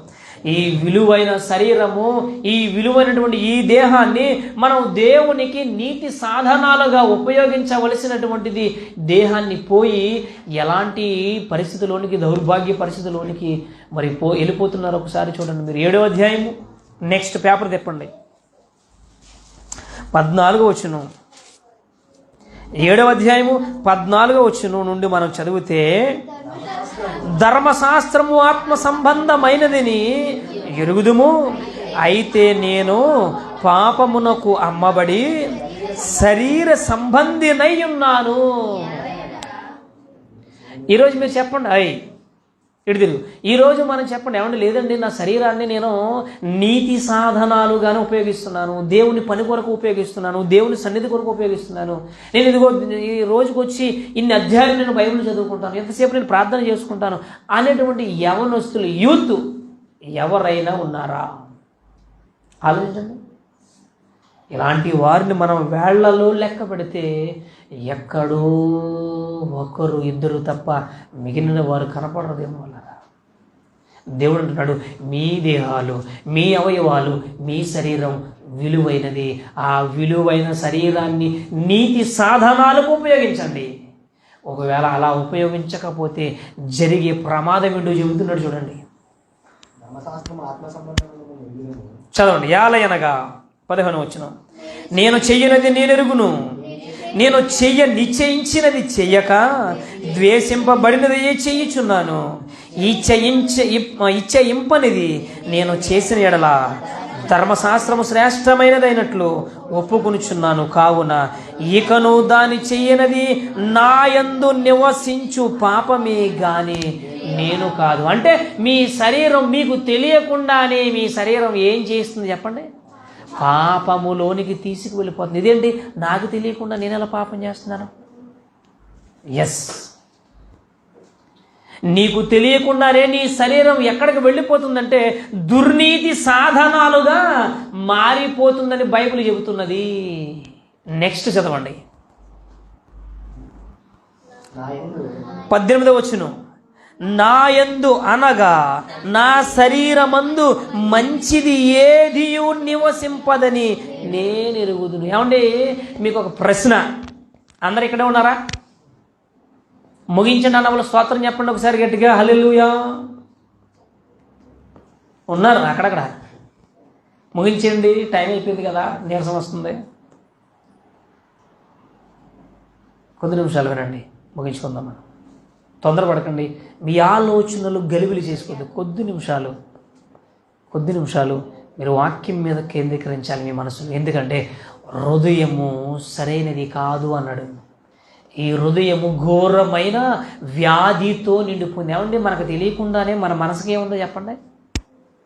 ఇప్పుడు మనం యవనస్తులం కదా పిల్లలు, మీరందరూ యవనస్తులేనా? నేను యవనస్తుని కాదన్న వాళ్ళు ఎవరైనా చేయతండి. నాది పెద్ద వయసు, పెళ్ళి అయిపోయింది. లక్కీ కదా, పెళ్ళి అయిపోయిందా? మీరందరూ కూడా పెళ్ళి కాని వారి కదా. పెళ్ళిళ్ళు ఉన్నారు ఇక్కడ, వివాహం జరిగిన బ్రదర్ ఉన్నారా?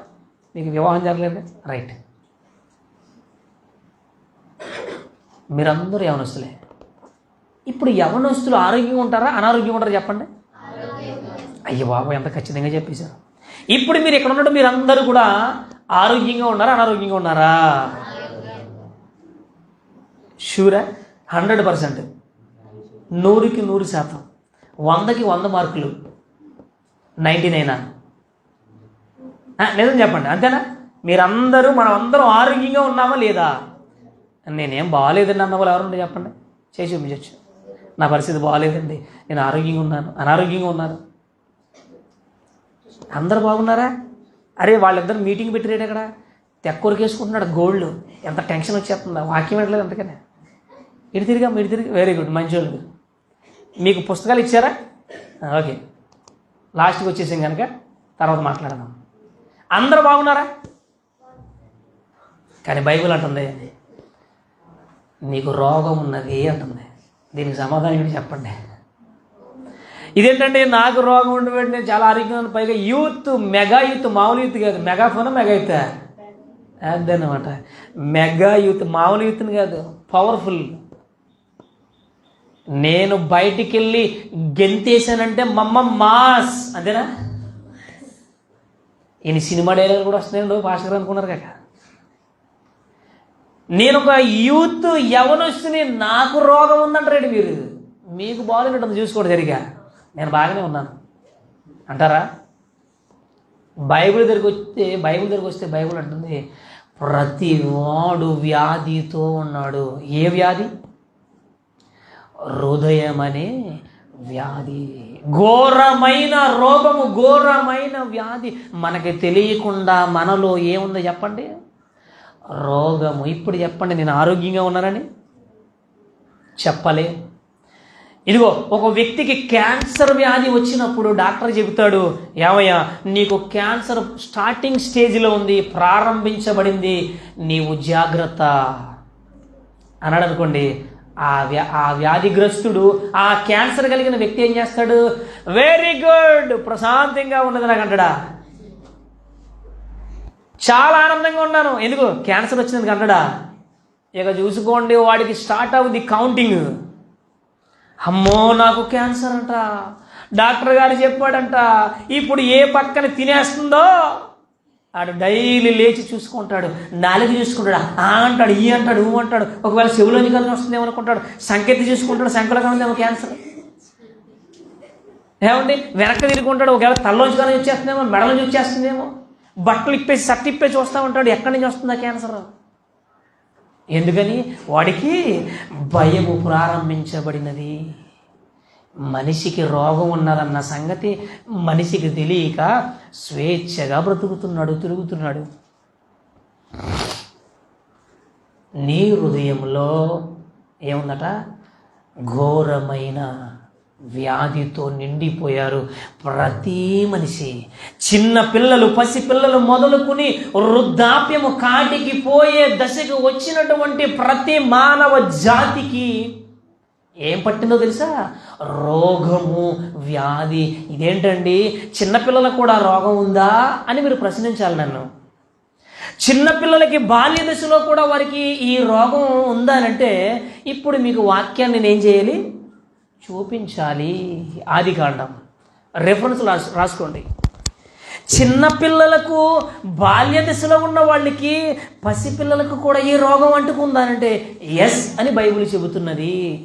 ఆదికాండము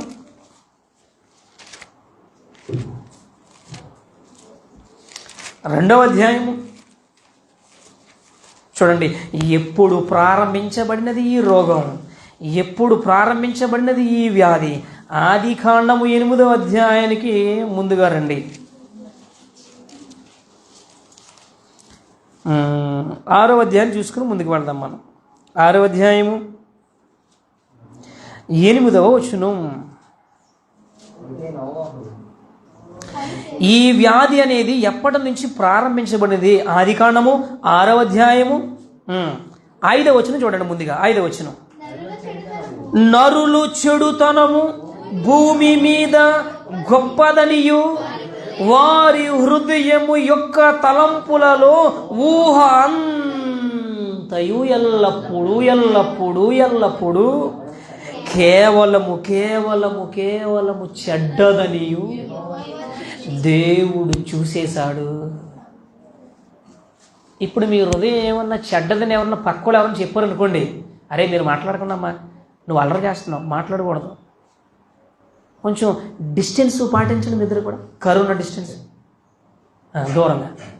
దూరంగా ఇంకా ఇంకొంచెం దూరం కూర్చో, లేదా వెనక్కి వెళ్ళిపో, దూరం కూర్చోండి.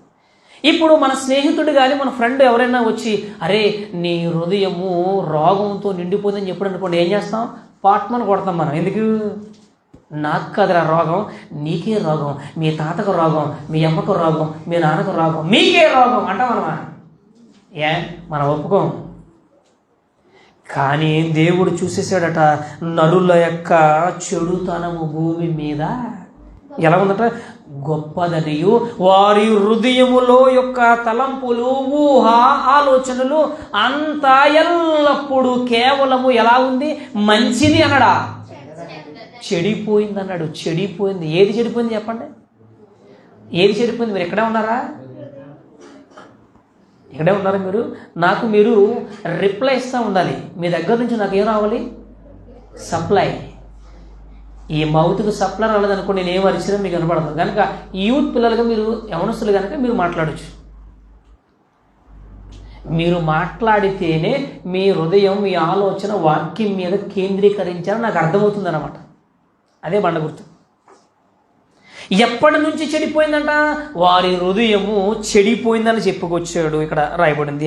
ఇంకొంచెం ముందుకు వెళ్ళి మనం ఆలోచిస్తే 9వ 11వ వచనం చూద్దాం మనం. భూలోకము దేవుని సన్నిధిని చెడిపోయి ఉండెను, భూలోకము బలత్కారముతో నిండి ఉండెను. మీరు రిఫరెన్సులు రాసుకోవాలి, బైబిల్ చదవాలి. మీరు రిఫరెన్సులు రాసుకోవాలి, వెంటనే బైబిల్ తెరిచి చూడాలి. అలా చదివితేనే మీకు త్వరగా మైండ్లో ఫీట్ అవుతుంది. మనం చూడకుండా వింటే అంతగా గుర్తుండవు. మన కళ్ళతో మనం చదవాలి, చూడాలి. కనుక మీరు అందరూ చూడడానికి ప్రయత్నం చేయండి. భూలోకము దేవుని సన్నిధిని 6వ అధ్యాయం 11వ వచనం. చెడిపోయి ఉండెను, భూలోకము బలత్కారముతో నిండి ఉండెను. దేవుడు భూలోకమును చూచినప్పుడు అది చెడిపోయి ఉండెను. భూమి మీద సమస్త శరీరులు తమ మార్గములను చెరిపివేసుకుని ఉండిరి. ఇప్పుడు చెప్పండి, ఇదేంటండి బ్రదరు, మేము అందరం పాడైపోయామంటున్నారు, భూమి మీద ఉన్నటువంటి కోట్ల మంది ప్రజలు పాడైపోయారు అంటున్నారు, మీరు ఎవరిని చూసి ఎవరు అనుకుంటున్నారో? మేము బాగానే ఉన్నాం, మేము హాయిగా ఉన్నాం, వారం మందిరానికి వెళుతున్నాం, శుక్రవారం ఉపవాస ఫాస్టింగ్ ప్రేయర్ చేస్తున్నాం, ఏదైనా కార్యక్రమాలు జరుగుతున్నప్పుడు సహకరిస్తున్నాం, కానుకలు ఇస్తున్నాం, మేము కష్టపడుతున్నాం, స్టేజీలు వేస్తున్నాం, టెంటులు కడుతున్నాం, అన్నీ బాగున్నాయి. మరి దేవుడు ఏంటి ఇలా మాట్లాడుతున్నాడు? భూమి మీద సమస్త శరీరులు ఏమైపోయారట? సమస్త శరీరులు. ఎవరికి కూడా గిఫ్ట్ లేదు ఇక్కడ భూమి మీద మనుషులలో ఎవరికి దేవుడు గిఫ్ట్ ఇవ్వడానికి ఎవరు కనపడలేదంటే సమస్త శరీరులు అన్నాడు. ఏమైపోయారట? తమ మార్గాలు చెరిపేసుకున్నారు. ఏమండి? నెక్స్ట్ 12వ వచనం 13. దేవుడు నోవాహుతో సమస్త శరీరుల మూలముగా భూమి బలత్కారముతో నిండి ఉన్నది గనుక నా సన్నిధిని వారి అంతం వచ్చింది, ఇక నేను వీరిని విడిచిపెట్టను అన్నాడు. చూడండి ఏమంటే నెక్స్ట్ 8వ అధ్యాయానికి వచ్చేయండి. 8వ అధ్యాయము నెక్స్ట్ పేపర్ పేజీ తిప్పండి. 8వ అధ్యాయము 3వ వచనంలో ఏముంది?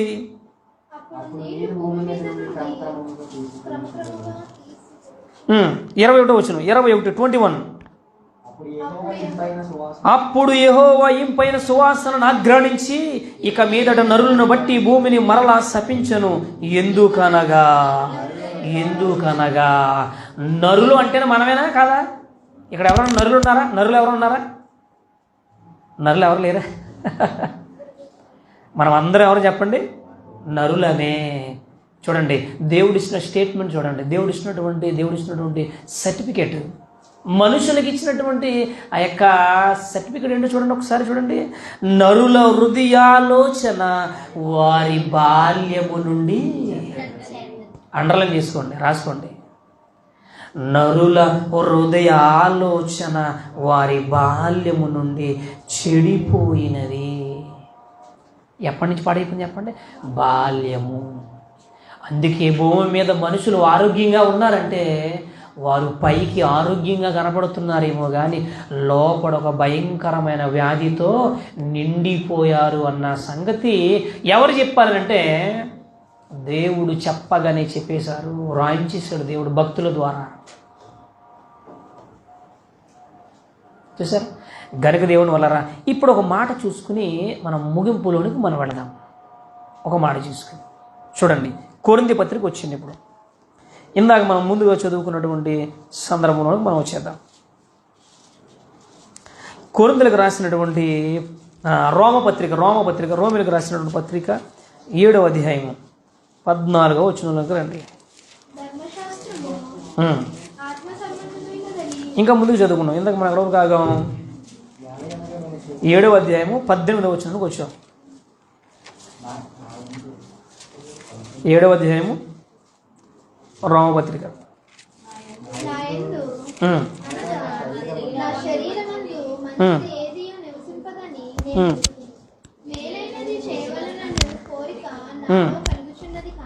కానీ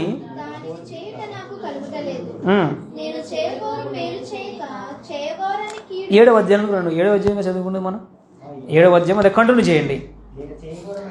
నేను చెయ్యగోరు మేలు చేయక చెయ్యగోరని కీడు చేయుచున్నాను. నేను కోరిన దానిని చేసిన ఎడల దాన్ని చేయునది నా యందు నివసించు పాపమే గాని ఇకను నేను కాదు. కాబట్టి మేలు చెయ్యగోరు నాకు కీడు చేయుట కలుగుచున్నదను ఒక నియమము నాకు కనబడుచున్నది. ఏంటది? కంటిన్యూ. అంతరంగ పురుషుని బట్టి దేవుని ధర్మశాస్త్రమునందు నేను ఆనందించుచున్నాను గాని వేరొక నియమము నా అవయవములో ఉన్నట్టు నాకు కనబడుచున్నది. మనం అనుకుంటున్నాం, నేను మందిరానికి వెళ్తున్నాను, వాక్యం చదువుతున్నాను, ప్రార్థన చేస్తున్నాను, ప్రభు పనిలో ఉంటున్నాం అనుకుంటున్నామంట. కానీ మనలో వేరొక నియమం ఒకటి కనపడుతుందంట మన శరీరంలో. ఇక్కడ అపోస్తుడైన పౌలు గారు చాలా క్షుణ్ణంగా దీనిని పరిశీలనతో పరిశుద్ధాత్మ దేవుని చేత వ్రాయించిన సంగతి ఇది. ఆయన చాలా క్లియర్గా, చాలా క్లారిటీగా చెబుతున్నటువంటి సందర్భం ఏంటో తెలుసండి. నేను అనుకుంటున్నానట, కానీ వేరొక నియమము నా అవయవములలో ఉన్నది, నాకు కనబడుచున్నది. అది నా మనసు నందున్న ధర్మశాస్త్రముతో పోరాడుచు నా అవయవములోనున్న పాప నియమమునకు నన్ను చెరపట్టి లోబరుచుకునుచున్నది. మన శరీరాన్ని, మన అవయవాలను చెరపట్టి లోపరుచుకునుచున్నదట. ఏంటి అంటే ఈ లోకము. మ్యాగ్నెట్ ఉంటుంది తెలుసు, మ్యాగ్నెట్ అయినా దాని అంటారా? మ్యాగ్నెట్. ఆ మ్యాగ్నెట్ ఐరన్ చూడగానే ఏం చేస్తుంది చెప్పండి? అది ఆకర్షిస్తూ ఉంటుంది, లాగుతూ ఉంటుంది. ఆ మ్యాగ్నెట్ ఏదైనా ఒక ఐరన్ కానీ తగిన టక్కుమని పట్టుకుంటుంది. అది మన శరీరము, మన అవయవాలు ఈ లోకము లాగుతూ ఉన్నది. లాగుతుని ఏం చేస్తుందో చూడండి. అయ్యో 24 వచనం. అయ్యో నేనెంత దౌర్భాగ్యుడను, ఇట్టి మరణమునకు లోనగు శరీరము నుండి నన్నెవడు విడిపించును. ఇప్పుడు మీకు ఒక ప్రశ్న వేయాలి. ఈ శరీరం ఎలాంటిదట? ఇక్కడ ఒక మాట రాయబడి ఉంది. ఏంటి మాట అంటే, ఈ మాట ఏంటనంటే దేవుని వల్లరా, అయ్యో ఇట్టి శరీరము నుండి నన్నెవడు. శరీరం ఎలాంటిదట? దౌర్భాగ్యమైనది. ఇదేంటండి? మన శరీరాన్ని మనం ఎప్పుడైనా తిట్టుకున్నామా? మన శరీరాన్ని ఎప్పుడైనా మనం కొట్టుకున్నామా? మన శరీరాన్ని మనం ఎప్పుడైనా పతనం చేసుకున్నామా చెప్పండి? నా శరీరం అంటే నాకు ఇష్టం లేదండి అన్నవాళ్ళు ఎవరు చేయొద్దండి. మీకు అర్థమైందా నా భాష? అసలు నేనంటేనే నాకు ఇష్టం ఉండదండి, నా శరీరం అన్న అస్సలు ఇష్టం ఉండదండి అన్నవాళ్ళు ఎవరున్నారా? అసలు ఎవరు ఉండరండి. ఉంటారా? ఒకవేళ అలా ఉంటే అలాంటి వాడిని ఏమంటారా? పిచ్చోడు అంటారా? అంతేనా? పిచ్చోడి చేతిలో రాయంటారు. ఎలాంటి వాళ్ళు ఏం చేయాలంటే హైదరాబాదు ఎర్రగడ్డ ఏంటది, ఎర్రగడ్డకి తీసుకెళ్ళిపోలేండి, మామూలు గడ్డ కదా, ఆలుగడ్డ. నేనంటే నా శరీరం అనగా నా దేహం అనగా నాకు అసలు ఇష్టం ఉండదండి. అసలు నా దేహాన్ని నేను ఎప్పుడు ప్రేమించను, నా దేహానికి సరిగా బట్టలు వేసుకోను, నా దేహానికి ఈనాడు పౌడర్ కానీ సెంట్ కానీ స్ప్రే కానీ ఎప్పుడు స్నానమే చేయను. పోయింది కదా శరీరం అంటారా? అన్నవాళ్ళు ఎవరు ఉన్నారా? అలాంటి వాళ్ళు తీసిరండి నెక్స్ట్ క్లాస్కి. మరి ఏంటంటే ఇలా రాయబడింది, ఎలా మాట్లాడుతున్నా? నా శరీరం, అయ్యో ఇట్టి శరీరము నుండి, ఈ దౌర్భాగ్య శరీరము నుండి నన్ను కాపాడగలిగిన వారు ఎవరైనా ఉన్నారా అని అడుగుతున్నాడు. అంటే నీ శరీరం మంచిది కాదా? అబ్బా ఎందుకు మంచిది కాదు? అందమైన శరీరము, అందమైన అవయవాలు, అబ్బో ఎంతో చాలా అద్భుతమైనటువంటి దేహం కదండి, విలువైన యవ్వనం. దీన్ని ఎవరు కాదంటారు, ఎవరు బాగాలేదంటారు అనే ఛాన్స్ ఉండదు కదా. మరి బైబిల్లో ఎందుకు ఇలాంటి సందర్భాలు రాయబడ్డాయి? ఇలా మనం చూసుకుంటే చాలా సందర్భాలు ఉన్నాయి. మీకు ఈరోజు కొన్ని సంగతులు మాత్రమే నేను మీకు తెలియజేశాను. దీన్ని నెక్స్ట్ కొనసాగింపు నెక్స్ట్ మంత్ మనం మరలా ప్రారంభించుకుందాం. అసలు ఆ శరీరమును గూర్చి ఎందుకు ఈ దౌర్భాగ్యమైన శరీరం అని దేవుడు చెప్పాడు, ఎందుకు రాయించాడు భక్తుల చేత? అంటే మనకున్న ఈ దేహము, ఈ శరీరము మంచిది కాదా? మంచిది కదా? మంచిది కదా? ఇట్టి శరీరము నుండి నన్ను ఎవడు తప్పిస్తాడు అన్నాడంటే ఇలాంటి శరీరాన్ని మనం ఎందుకు ధరించాడు దేవుడు? ఈ శరీరాన్ని ఎందుకు మనం ప్రేమిస్తున్నాం? ఏమైనా అర్థమైందా? అర్థమైన వాళ్ళు ఒకసారి చప్పట్లు కొట్టండి పర్లే. దీన్ని బట్టి ఇందు మూలముగా తెలియని సంగతి ఏమనగా, నేను చెప్పిన సందేశం మీకు ఏమీ అర్థం కాలేదేమనిపిస్తుంది నాకు. మరి చప్పట్లు కొట్టరా? ఈ చప్పట్లో నాకు కాదు, మీకే. ఎందుకంటే చెప్పిన ఈ సందేశం మీకు అర్థమైందా లేదని అడిగానంతే. మన టాపిక్ పీరియడ్ చెప్పండి. సందేశం యవ్వనము విలువైంది కాదు, బహు విలువైనది. గనక దయచేసి ఆలోచించండి దేవుని వల్ల. బహు విలువైనటువంటి ఈ యొక్క దేహాన్ని దేవుడెందుకు దౌర్భాగ్యమైనది అన్నాడు? ఇట్టి దేహము నుండి, ఈ శరీరం నుంచి నన్ను కాపాడేది ఎవరు అంటున్నాడేంటి? ఇంకెవరు కాపాడాలి? మనల్ని మనం కాపాడుకోలేమా? ఇలా ఎన్నో ఎన్నో ఎన్నో ప్రశ్నలు ఉంటాయి. బైబుల్ అంతా క్వశ్చన్ మార్కే ఉంటుంది ఎక్కువ. మరి ఏ గ్రంథాన్ని చదవండి, ఏ పుస్తకాన్ని చదవండి, ఏ అధ్యాయాన్ని చదవండి, ఏ వచనాలను చదవండి, మీకు చివరిలో క్వశ్చన్ మార్క్ ఉంటుంది, ప్రశ్న. దానికి ఆన్సర్ బైబులే చెబుతుంది. మనం ఎక్కడికి వెళ్ళక్కర్లేదు, గ్రంథాలు తిరిగే అవసరం లేదు, ఎక్కడికి వెళ్ళి పండితులను అడగక్కర్లేదు. ఏమండి బుక్ స్టాల్కి వెళ్ళి, లేదంటే ఈ యొక్క పుస్తకాల శాలకు వెళ్ళి మనం గ్రంథాలు తిరిగేసి మనం చదవక్కర్లా. బైబుల్లో ప్రశ్న వచ్చిందంటే దాని సమాధానం మరలా ఎక్కడ ఉంటుంది చెప్పండి? బైబులే. దాని క్వశ్చను, దాని ఆన్సరు రెండు బైబిల్లోనే దొరికితే అది ఈ గ్రంథంలోని ఇమిడి ఉంది. మనకు తెలియక, మనకు అర్థం కాక, చెప్పేవారు లేక, వినడానికి మనకు టైం లేక, ఇలా కూర్చోబెట్టి 4 మాటలు చెప్పే సందర్భం, పరిస్థితులు ఖాళీ లేక బైబిల్ మనకు అర్థం కాదు. ఇక మీదట మీకు ప్రతి వచ్చును కూడా మీకు అర్థమయ్యే రీతిగానే తెలియజేస్తా. మీరు వినడమే ఆలస్యం, దాన్ని రాసుకోవడం, ధ్యానించడం ఆలస్యం. కనుక మీకు చివరిగా నేను చెప్పే మాటలు ఏంటో దేవుని వల్ల ఏమిటంటే, మీ హృదయము లేదా మీ యొక్క శరీరము, మీ అవయవాలు ఎందుకు మంచివి కాదన్నాడు దేవుడు? ఇది ప్రశ్న. అది చివరి మీరు పుస్తకంలో రాసుకోండి. నెక్స్ట్ మంత్ దీని కొనసాగింపు ఉంటుంది. ఇంత మంచి దేహాన్ని దేవుడేగా ఇచ్చాడు, దేవుడేగా నిర్మించాడు. నిర్మించినటువంటి ఈ దేహాన్ని దేవుడు ఎందుకు ఇలా మాట్లాడుతున్నాడు? మంచిది కాదని రాయించాడు ఎందుకు? ఎందుకు? వాయ్? కారణం ఏంటి? ప్రశ్న, క్వశ్చన్ మార్క్. ఈ ప్రశ్నకు సమాధానం వచ్చే నెల సెకండ్ సాటర్డే, 2వ శనివారం ఉంటుంది. ఈ పాట చూసుకుని చిన్న క్లిప్పింగ్ ఒకటి మీకు చూపిస్తాను, అది చూసుకుని మనం ముగించుకుందాం. లైవ్ కట్ చేయండి, లైవ్ చాలా టైం అయింది కనుక లైవ్ క్లోజ్ చేసి.